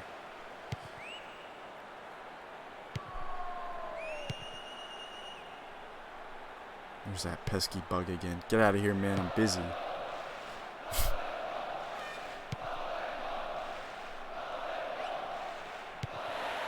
They've won it back. Oh, what a great pass from Alessio to Joaquim Antal. Antal won't miss. Oh, beautiful save by Trucin. He put his body in front of it. Really good work there.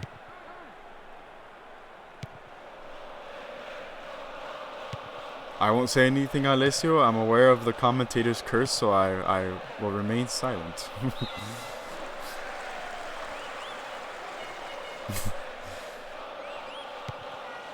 Yeah, but definitely keep an eye on Bilal as he's moving up the right wing there.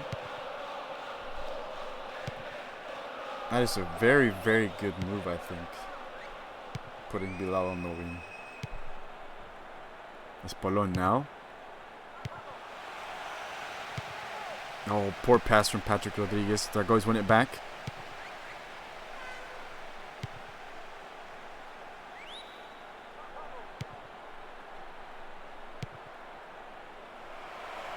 Soboslai, Ramirez. That was an intervention from Bilal. Blackwood with the free kick. Doesn't connect with anyone. It's out for a goal kick now.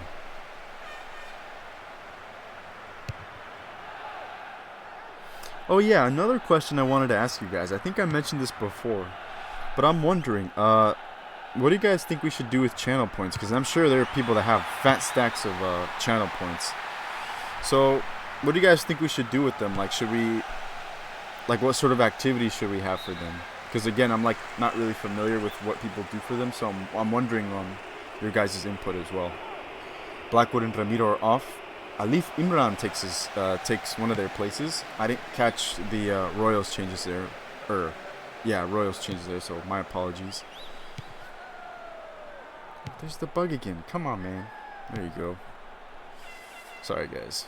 Oh my gosh, get out of here. He's like flying around me. There's Bilal again. Check it out. Look at all the space he's got. He's moving in. He's going to have a strike. It's wide, but utilizing Bilal on the wing there is very, very helpful for the Royals. He's a good player, he is. Antalen Rodriguez off. Alright, thank you so much. I'm guessing Patrick Rodriguez.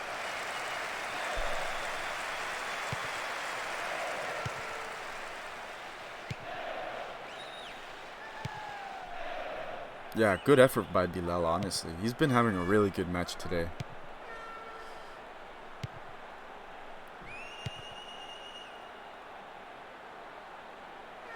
Good dribbling from Alessio. Soboslai's there to win it back.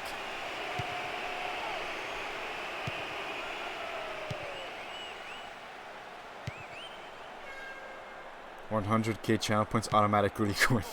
Oh well, I would be a bit careful about that. But yeah, maybe that'd be a really cool thing, I guess. Ruben. Soboslai, he was tried to pass it to Soboslai. He didn't get that good of a shot on it. We're just about 3/4 of the way through the match. Dragões have just about 15 minutes or so, and whatever the ref gives for extra time, or stoppage time, I suppose, to bring this match back. Royals to hang on, because what a vital 3 points this would be.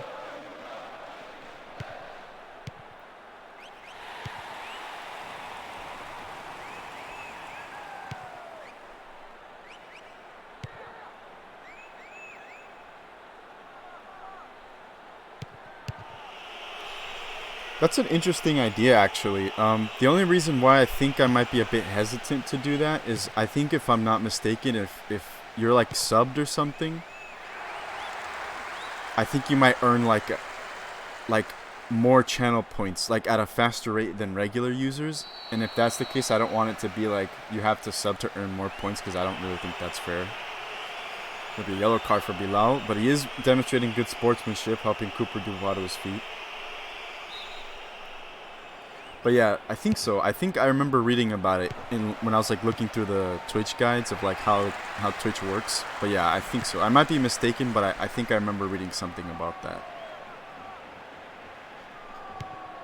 You could offer a little amount of TP. Yeah, again, I mean, I guess I don't see why not. But again, like I wouldn't want it to. If I am mistaken, then sure, we can do that. But I just like. I don't know. I don't want that to be like a thing that people have to do, because I'm trying to make it as free from paying to be good as possible.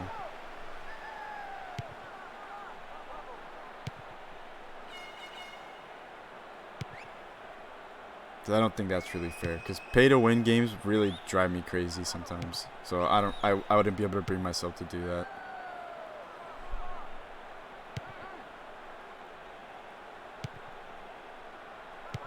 Yeah, there you go. Yeah. You get like a multiplier of channel points. A good cross. Ruben with the header. It goes wide. So yeah, that's not a bad idea at all.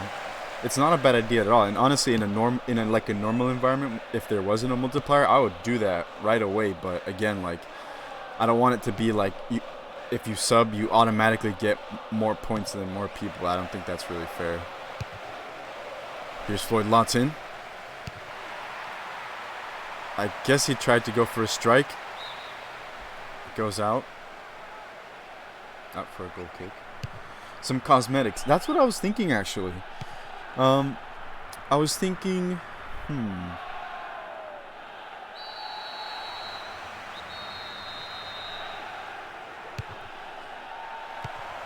Yeah, I guess like maybe like hairband or like bracelet. Although some of those things like I've allowed some players to use. For example, for the penalty fever giveaway, I did that. But yeah, I guess we could do that. Yeah.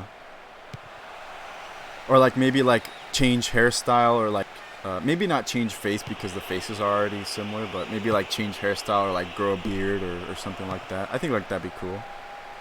Yeah, change haircut. Yeah. I think that might be a good idea. And I don't have a problem just like screenshotting the new player and then updating it on the website. It's not that much work. But yeah, I think that'd be pretty cool. And yeah, and like we could switch it up with haircuts. Like maybe he might bleach his hair for one season, or he might grow out his hair like, you know, an afro or something. I don't know. I think that'd be pretty cool. We could get like different iterations of players.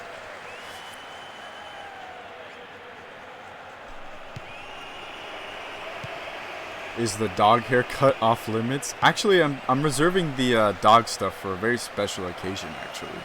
I won't say for what, but I'd like to reserve those. Because that's just like such a golden opportunity. We just cannot miss out on that at all. But yeah, I'm looking to use that.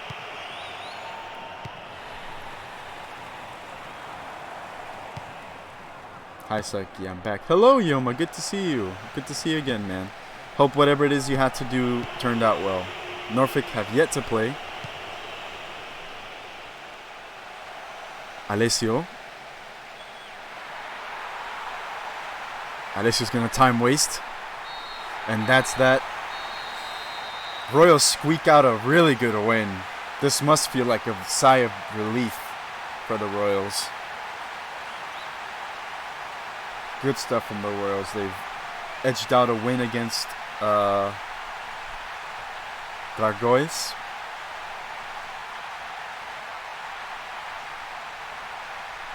Really happy for the Royals. Let's hope that this means a turning page. Ooh, excuse me.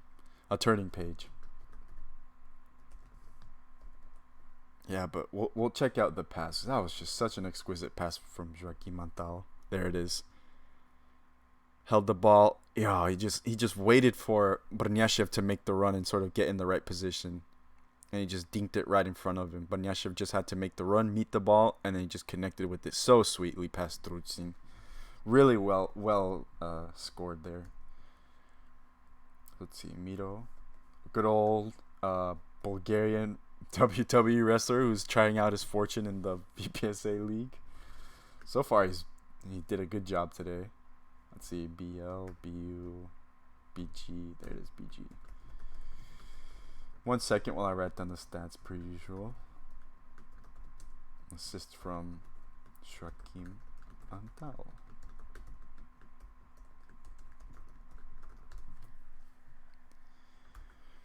Okie doke.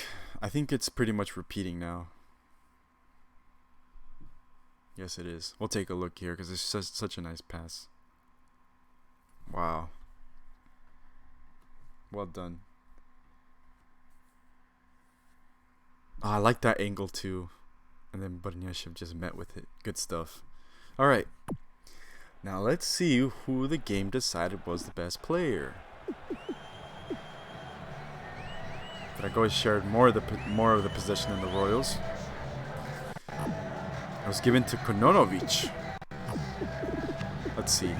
Kononovic, 7 interceptions, really good passing. He didn't concede any fouls. This is good stuff from Kononovic.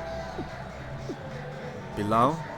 Ah, that's harsh for Bilal. I think it might have been brought down because of the yellow cards and the fouls, but he had a really good game. I mean, look at that. Perfect passing, 4 interceptions, running up and down the right wing.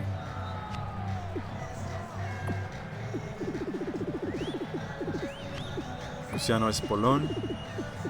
I think this is one of his first few starts. He had a pretty good game today.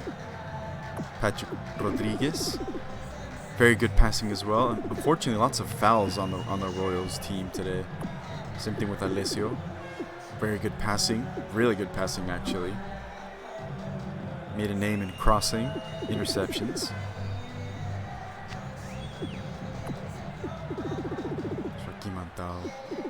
Good passing, lots of strikes.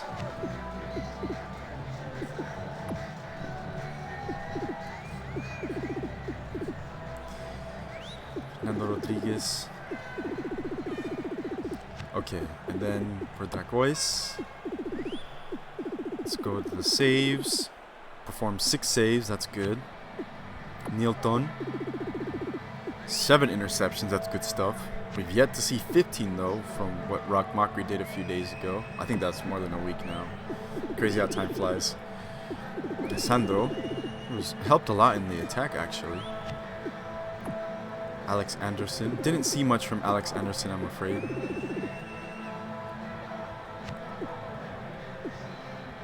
Blackwood. Passing from Blackwood. Ramirez. Ramirez is very present in the attack as well. 3 strikes. 35 passes attempted. Wow. Lots of passes from Nathaniel Ramirez. 3 interceptions. And that's not a bad accuracy at all. That's very good. Yeah, I think that 6.5 is definitely merited there. Cooper Dubois. Very good passing from Cooper Dubois. Lawton. Good passing from Lawton as always. Interceptions. Lots of distance covered. He had the ball lots of times. 46 times. He had 46 touches, I guess. So it was like good passing. Really good passing from Dragões overall. He might have felt a little bit unlucky to lose this match. But yeah, let's see. I'm between...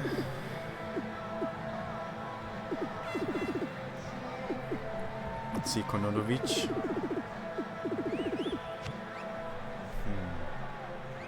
I think that's fair, Kononovic. Does anybody have any dire ideas? Bilal and Kono? Yeah, I agree actually. Bilal, you had a really good game. I think the only thing that might weigh it down a bit is just the fouls and the yellow card. But he did have really good runs on the right wing, and he had perfect passing as well. My stats are always similar from game to game. That's good. Alessio's very, very reliable for the Royals. I think I will give it to Kononovic. On another day, I would have given it to Bilal, but I guess just because like a yellow card and fouls kind of detracts just a bit from the performance, but Bilal definitely had a really good game. This is, I think, his position, like as a right winger in the midfield. I think that's definitely where he's meant to be, because he opened up a lot of space on the wing against Dragões. Yeah, maybe think about this. This could be turn of tides, maybe. But yeah, oh goodness gracious, Krzysztof. Oh my gosh, I have no idea how to spell it. Kononovic. Okay, I hope I spelled that right. If not, I'll obviously go back and change it. But yeah, there you go. Kononovic, man of the match. And now the last match of the day. Oh no! We have Norfolk against the Rovers. I saw Garcha in the chat. Hello Garcha, hope everything has been well with you. But let's go. Congrats Kononovic. Kudos to Bilal as well.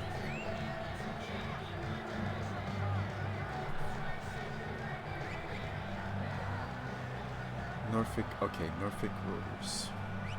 Let's go. Now it's showtime. Yeah, I think you're right about that, Bilal. I think you did make the interception. I think you did. Yeah, I think you're right about that. Okay, Norfolk. There you are. And the Rovers. There you are. It's English-speaking derby, if you will. Norfolk, obviously, from the U.S. Rovers from England. Oh, don't forget the bets. Thank you so much, Leo. Doesn't want to lose his money. Good stuff. So yeah, Royals 1. And then I'll start the new one. The last one for today.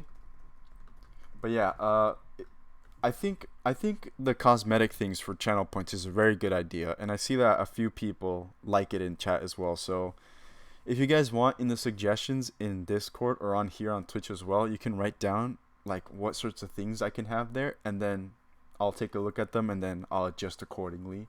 And then yeah, I think that's a really good idea actually.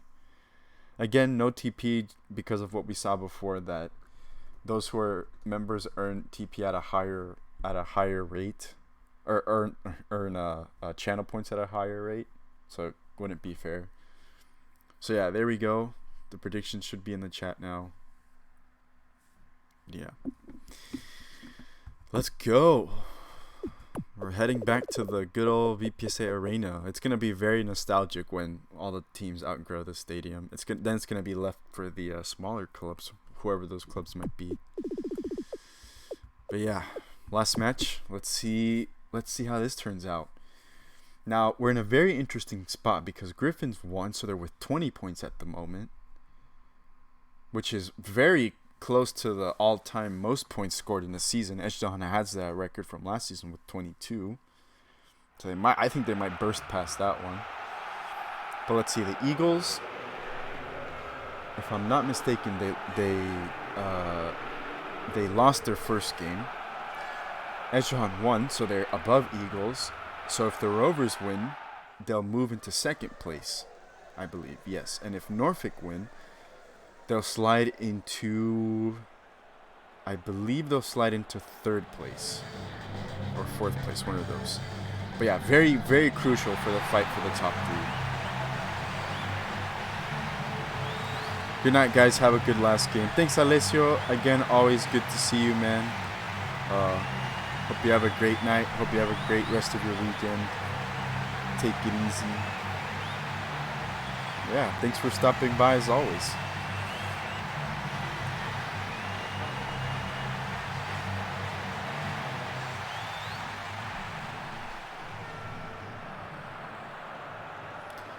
No changes, I think, from either club. One change, I think, for the Rovers, though. Stojanovic and Novak playing, switching. Novak playing on the left. Garcha subbing in for Svoboda. Garcha playing as a right center forward. But yeah, this is a crucial one, this is. We're off now. I'm going to get a sip of water very quickly, so 1 second, please.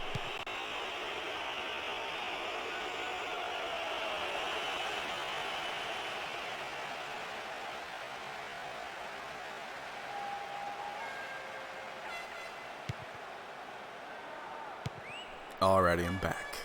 Gotta remember to stay hydrated. My voice has been cracking all day. I'm fine. Tom Price. He was shoved away by Lee Ji-hoon. Lee Ji-hoon was taking no chances whatsoever. Nah, they can't. They need to be quicker than that. They can't catch me like that. Although, to be fair, that's happened many times now. I just drank a whole bottle of water in one sip. Good God, that's a lot of water. I remember for football practice, for high school, I used to just carry a jug, and I just jugged the entire thing. Because it was also very hot and humid when we would practice, so I would need that. Like SpongeBob when he was in like Sandy's house. I don't know if you guys are very familiar with SpongeBob, but yeah. For those of you who get it, you'll understand what I mean. That's how it feels.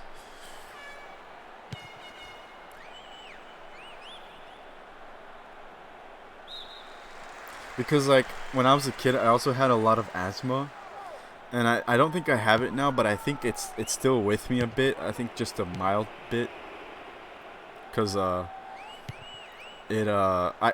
struggled like sometimes when I would play, so like I'd have to get subbed. But yeah, that's how it feels like. SpongeBob, old man Saki. Hey man, SpongeBob isn't that old, is it? Oh no, I'm getting old. Don't remind me. Yeah, it is a weird feeling though. Like I am starting to feel just a bit older. Obviously not by much. I've still got tons of stuff left to do in life, but it's slowly starting to creep up on me that I'm starting to get older. It sucks, man. It sucks. Like I remember when I was in high school, I used to think, oh god, I hate high school so much. Why can't I just leave? But now all I think about is just like the convenience of that, of just like getting to go home and eating and then just doing homework and that's it. Now I have to worry about like snacks and cleaning and other responsibilities, and I don't know. That was a good strike from Tom Price.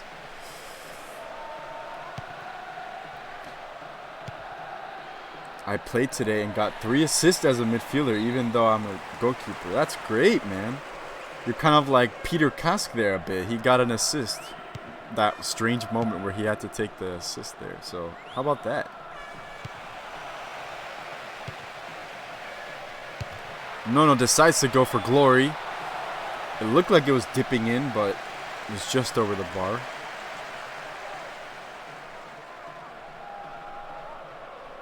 But yeah, so yeah, I'm interested. Actually, if you guys play football, like either for like an amateur club or like with your friends or for like your school or something, what position do you guys play?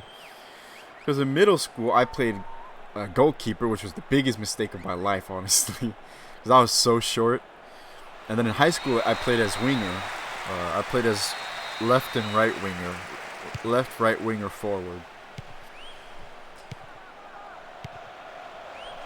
You should play goalkeeper. Nice. So staying true to your in-game character. I like that. I like that.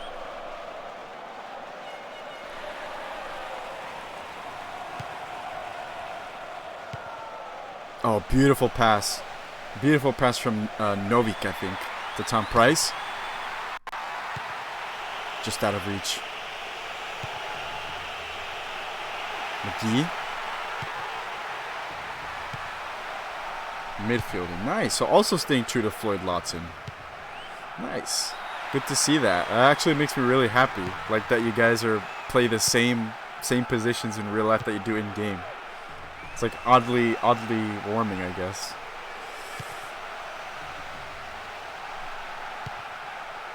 I'm best at center defensive mid because my defense is elite, but I just love the cam spot because I can facilitate for everyone. That's true. Those positions are very versatile. Like I know for like center attacking mid, you can help out with midfield and offense, and if you need to go back, you can rush back to defense. So they're very, very defensive. I like center defensive midfielder a lot. I have big respect for those. A good attempt from Ademi. It was right in the hands of Schneider. There he is. I'm usually a goalie, but sometimes center back. That's cool. Good stuff from Leo.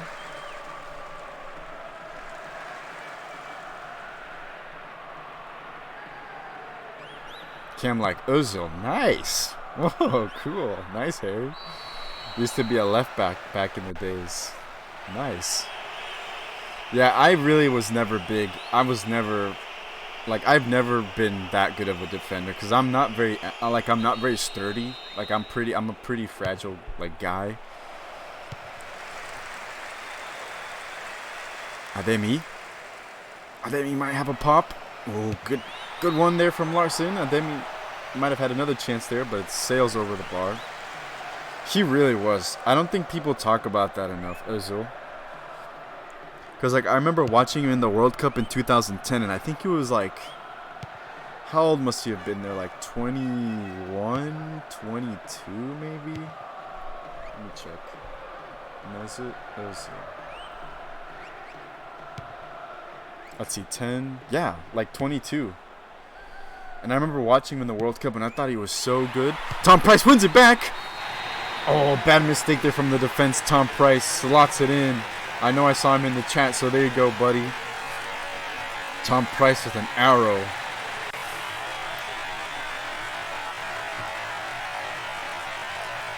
You're most delighted. Really good stuff there. Again, another mistake from the defense, but Tom Price capitalized on it. Good stuff. Good stuff from Norfolk. We'll see here. Grimes. A bit of a miscommunication there, I believe, with Grimes and Kramer. Tom Price took advantage of that opportunity. And the captain drills it home past Kask. Oh, I had a bit of a curve as well. Norfolk are up 1-0. Lots of Norfolk in the chat. Good to see that. But yeah, I remember watching Özil in the 2010 World Cup, and he was so good.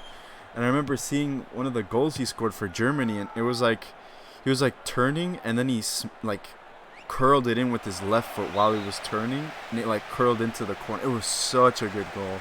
That one stayed with me for a while. Yeah, Mesut Özil, really good player. Ademi there tried to go for a header, couldn't direct it towards the net, I'm afraid. I don't know why we got a close-up of that one.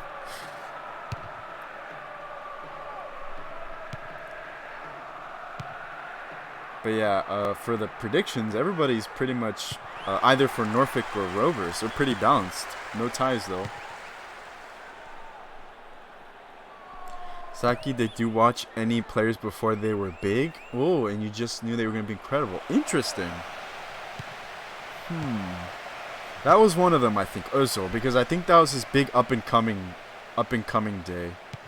Because let me check where he was playing in 2010. And I remember like the highlight producers would talk about him a lot as well. Yeah, he let me see here, 2010. Yeah, due to his performances in the 2010 World Cup, he ensured his place as among Europe's top young talent and was sought out by multiple good clubs, and he ultimately went to Real Madrid. So yeah, he was playing at Werder Bremen actually, in Germany.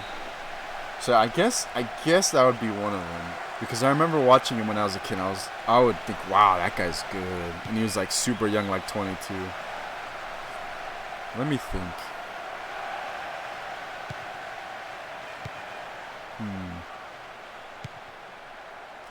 I guess I remember watching like a few South American players when they would play like in the Libertadores.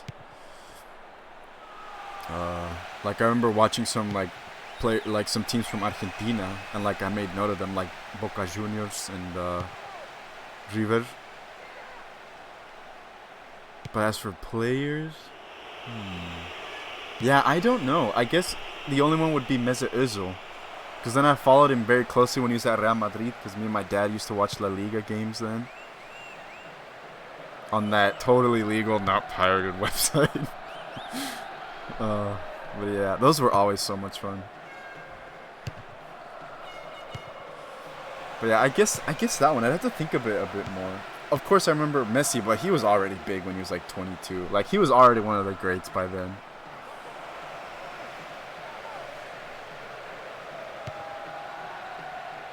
Oh, stolen away. Stojanovic has a strike. Oh my goodness, he couldn't have struck that any more better. Wow, Stojanovic.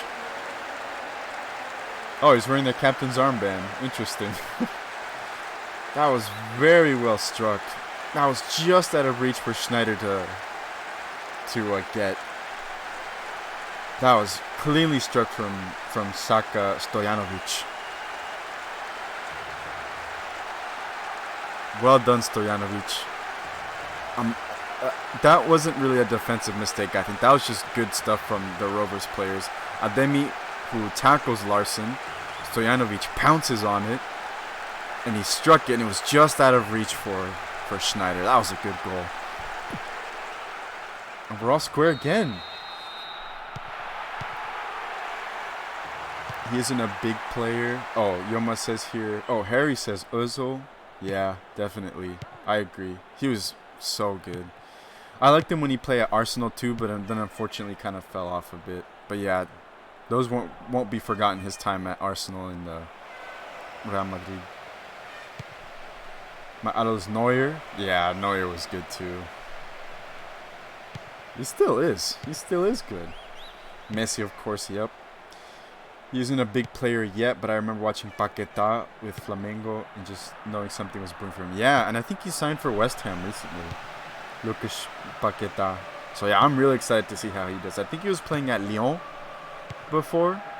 I hadn't followed him, but I knew he was playing at one of those clubs. So yeah, I'm really interested to see how he does at West Ham. His connection with Cristiano was magic. Yeah. Same. I would say the same thing with Xavi, Iniesta, Sergio Busquets, and those guys up top for Barcelona. Ugh, it brings me chills just thinking about it. And Puyol, man, Puyol is seriously one of my biggest like inspirations, though.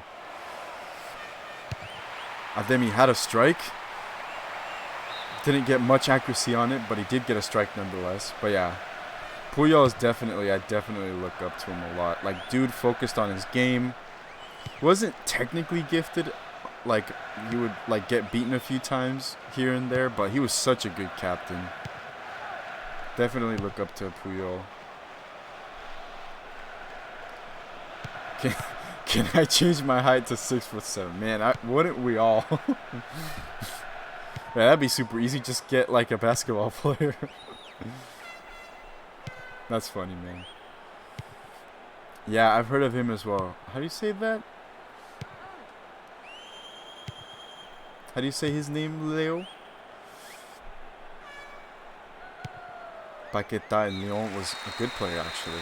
One of the best. Interesting. Nice. Yeah, I'm really interested to see them. See Paquetá. I'm sure he'll go to the World Cup as well. Now, Brazil is going to be so good. But yeah, Puyol didn't necessarily win with ability. He always won with heart. Yeah, absolutely. The dude had a heart of a lion.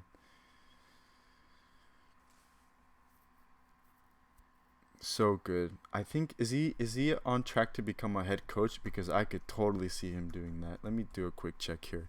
There's the goal from Norfolk. Tom Price wins it back from the defense. A bit of a mishap there.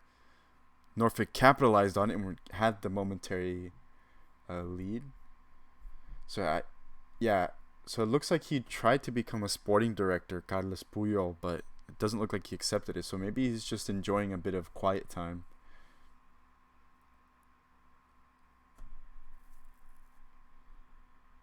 But yeah, like everything I ever read about Puyol, I don't know, it's just really like looked up to him. There's a goal. Stojanovic gets his first goal actually of the season. It couldn't come at a more crucial time. Alright, I think that's it for the first half.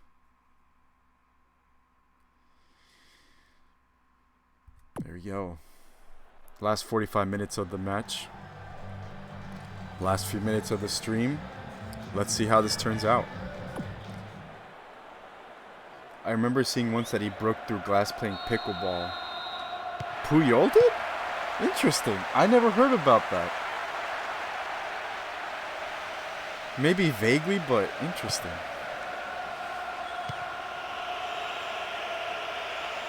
But yeah, I definitely look up to him a lot. Like, he basically focused on his game, focused on, you know, fixing, like working on making himself better. Didn't really go out to nightclubs. Like, I think he said that he'd much rather just like read. So I don't know, I look up that a lot.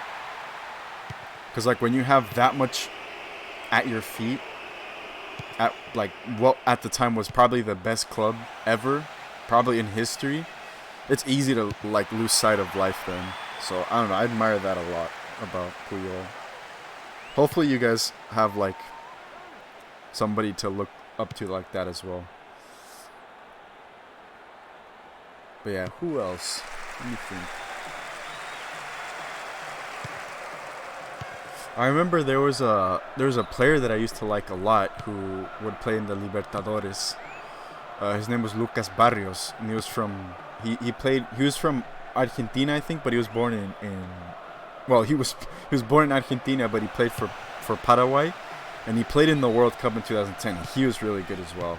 He moved to Borussia Dortmund, which, interesting fact, when he moved, I think in 2009, I think, he was actually on the bench was actually Robert Lewandowski. Interesting fact. I didn't know that until I found out that they actually coincided. So yeah, Barrios would play up top for Borussia Dortmund, and Lewandowski would be on the bench.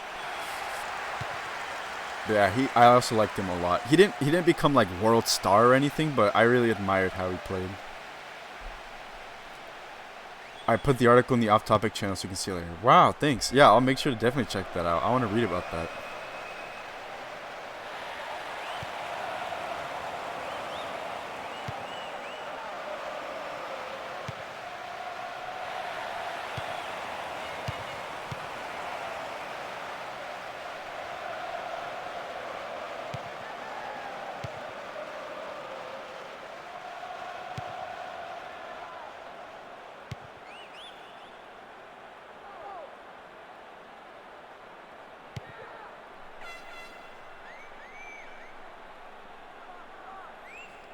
Lewandowski best striker along with Benzema right now. Yeah, I think so.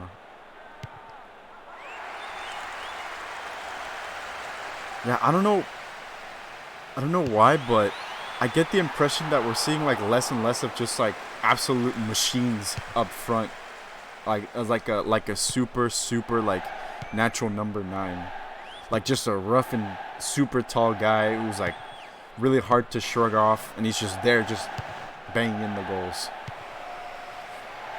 I feel like it's more nuanced now. But yeah, when I was a kid, that's what I wanted to be. Unfortunately, I couldn't really fit up to that. That what was required of me, so I had to improvise. But yeah, Haaland. Yeah. That is true, Haaland. Yeah. It's crazy, but back in the day, I was watching a Sao Paulo game, and one of the players was really sluggish on the corner. I thought he would never make it. A few years later, that player was Casemiro. Nice. Interesting. Yeah, I remember that a lot of players like kind of go through those times where, oh, another mistake from the defense. Wow, what a good save from Kask though. Kask to the rescue there, absolutely. Subs there, Nono's off for JJ. Santos is off for Baptiste.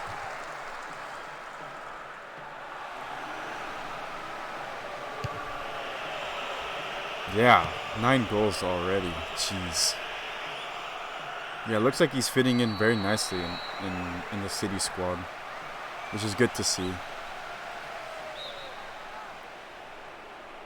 But yeah, I like sort of those rags to riches stories. Like, for example, I don't know if you guys are aware with like Luis Diaz, the player for Liverpool. The dude literally came from like a malnourished background to the Premier League. I think that's so amazing. That's just so cool. I love that so much. But I like hearing stories like that.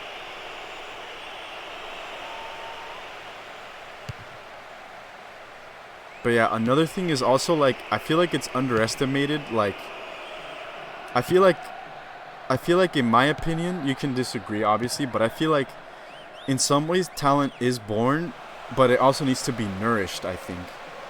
Because like you could have a good player, but if you don't play him in the right exact position or in the right manner, with the right tempo, with the right fluidity with the rest of the team, then he's not gonna shine. At least that's what I get the impression.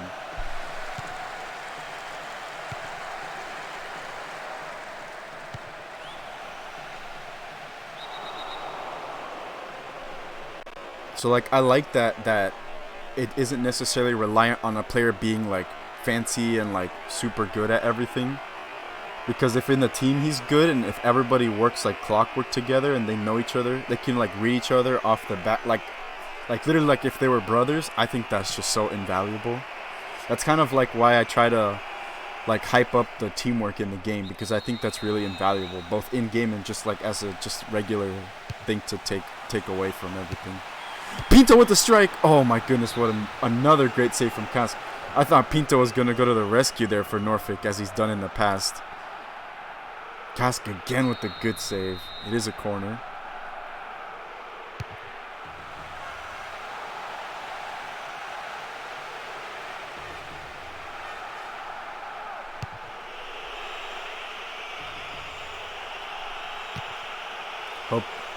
Hope this game... Oh, sorry, I didn't read that right. Well, this game is going to end soon. Hope it ends like this. Yeah, I can definitely see it ending in a draw. Although I do think maybe Norfolk might maybe try and squeeze one. It is possible. I think they're closer to getting it, though, than the Rovers. It is a yellow card for Marco. And in a dangerous position at that. An attack on Pinto.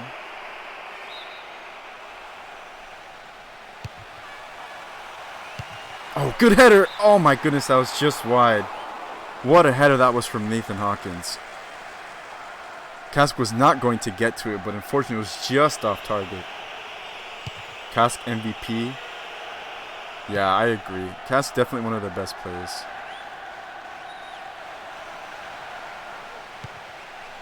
This is just a random question, but how long do you think it will take for VPESA to have scored in every single minute of a game? I actually have wondered about that.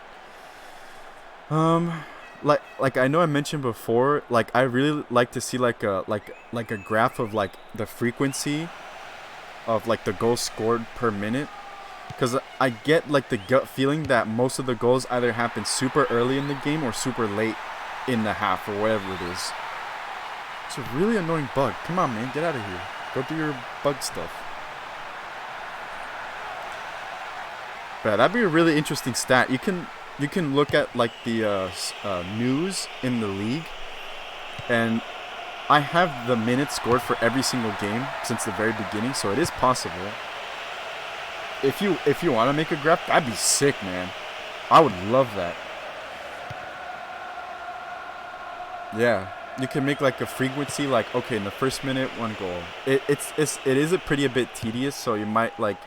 You could get other people to help, but I think that'd be really interesting to take a look at that stuff.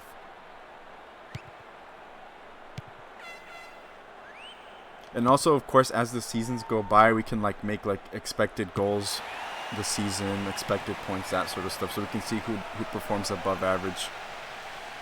Because I actually studied that as well, like statistics, and I have a lot of fun doing that, so yeah, that'd be great, man.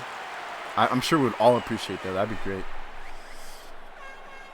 But yeah, we're just about ready to approach the 80 minutes here. Both clubs find themselves at a 1-1 tie. This is great news for the Griffins. This is a sigh of relief for the Eagles, who could not get the job done earlier.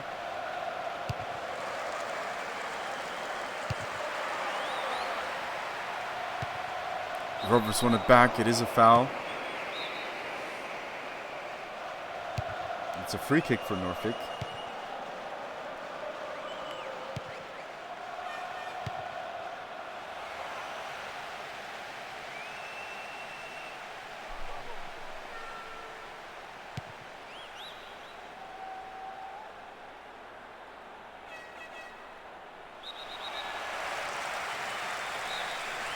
Oh, I thought about another player actually.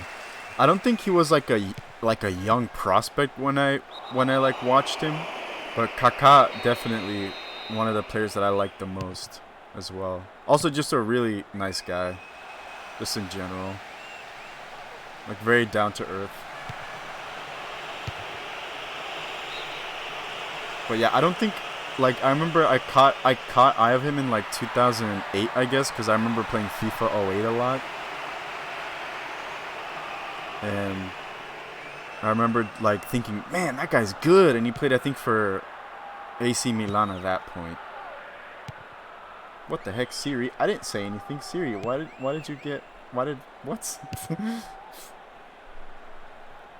Siri just got called or something. I don't know what happened there.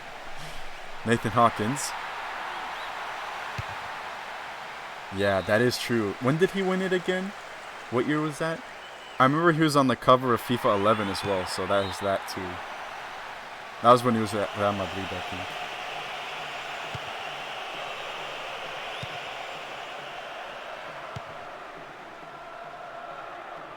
But yeah, and then another player, I think one that I was also excited about, but unfortunately I think he like, I don't know what happened, but he kind of fell from grace a bit, was Alexandre Pato. I remember he was big, like in like the late 2000s, I think like 2008, 2009. I think he played for Chelsea at one point. I might be saying that name completely wrong, by the way, but yeah, Pato. He was good, but I think he fell a bit. I don't know what happened. I don't know if it was injuries or what, but yeah, he was looking to be a really good player. 2007. Yeah, that makes sense. Price wins it back. Price!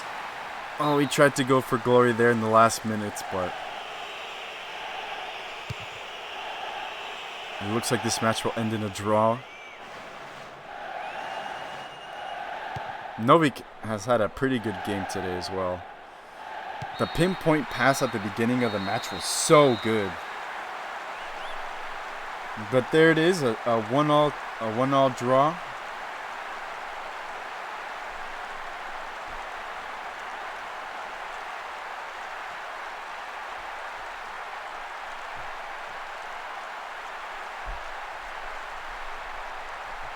I think was it in the 25th minute? Yeah, in the 25th minute, Tom Price scored off of a mistake from the defense. 25th minute, scored by Canadian Tom Price. Also, I saw you in the chat, so I hope you've been doing well, man. I don't know if you're still around, but yeah. And then Stojanovic pulled one back after a really good tackle from Ardit Ademi. Stojanovic was in the right place at the right time, and he did what he needed to do. Oh, man, I forgot what minute that was. Oh, well. I think it was the 37th minute or something like that. But Kask was just on guard from then on as the match went on. There it is, another save. Really good save from Kask. I think Pinto maybe should have done a bit better there, but that was good nonetheless. I think this was Hodgkin's header, yeah. It just went past there. That could have easily been a goal. The JPEG fans look on nervously.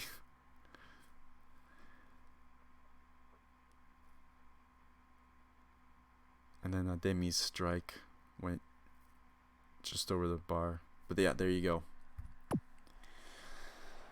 Alrighty. It was in the 37th minute. Nice. Alright, my memory's not as bad as I think it is. That's always a good sign. So Serbian, Chaka.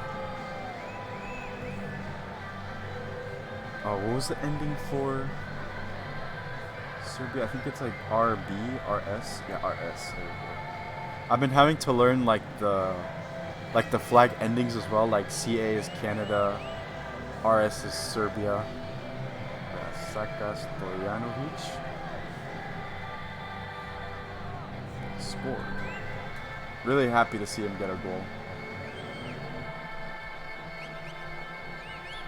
Alright, man of the match. Who will it be? Leo Bibet, look at that. Alright. Look at the stats. Schneider was forced to make 4 saves. Good stuff. All around good performance from Schneider, I think. There's Leo Bieber. 11 passes out of 15. 4 interceptions. Novik. 14 passes out of 19. 4 interceptions. Can I check my stats? Yeah, sure thing. I'll get to everyone here eventually. McGee. Very vital on the right wing we see there. Hensel. Santos. Good stuff from Santos as well. Tom Price scored the opening goal. Yes, he did. 6 interceptions and lots of distance covered. Meng Kwan. Okay. And Kask. 6 saves. Good stuff from Kask. I think a 5.5 is too harsh. I think a 6 is pretty alright there. Robert Grimes did make a mistake, but it doesn't seem to have affected him a lot. A 6.0, good passing. William Kramer, good stuff from Kramer as well. Marco as well, good passing. Good passing all around from the defense, yes. Lee Ji-hoon, there he is.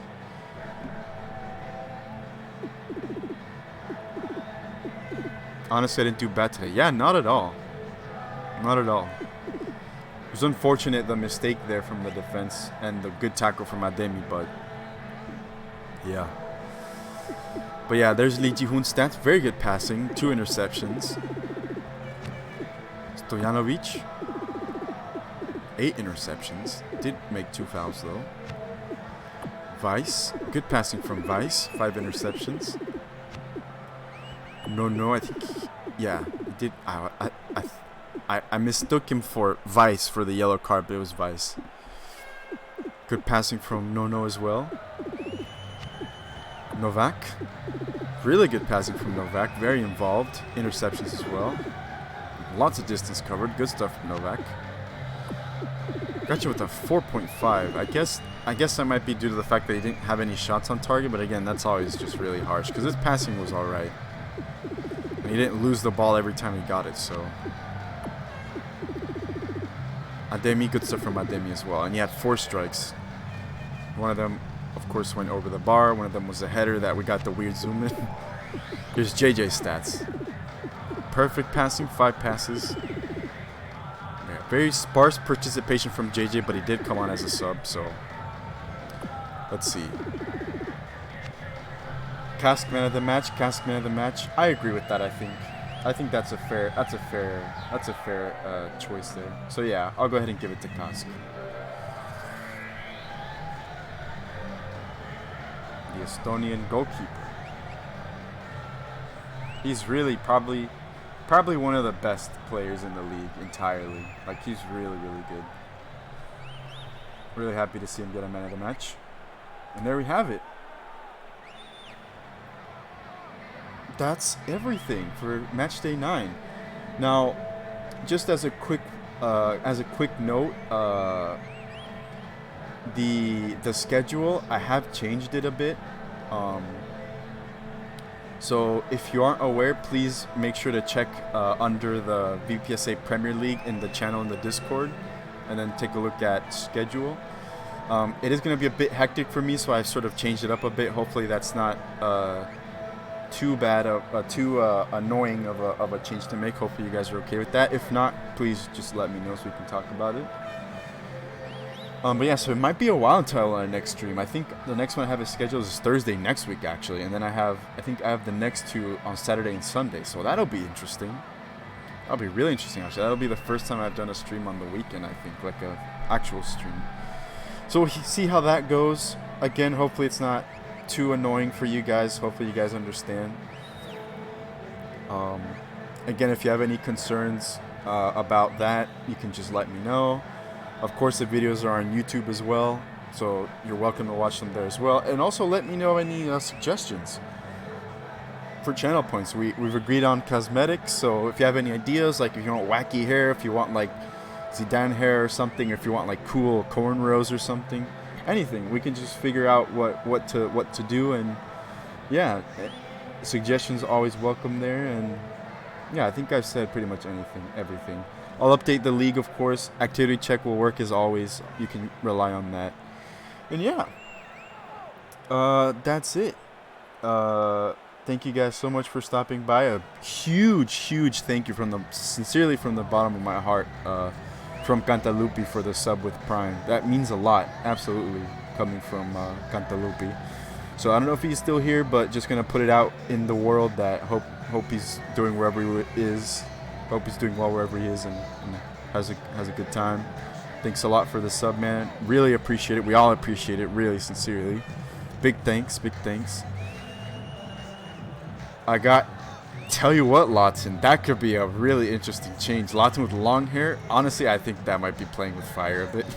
I think some things are better just left untouched.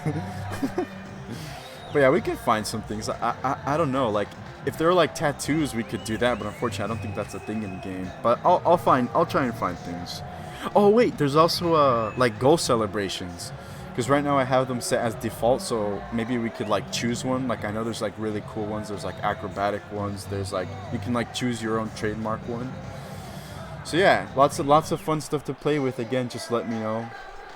And yeah, that'll do it for me tonight. Wherever you are in the world, thank you so much for stopping by.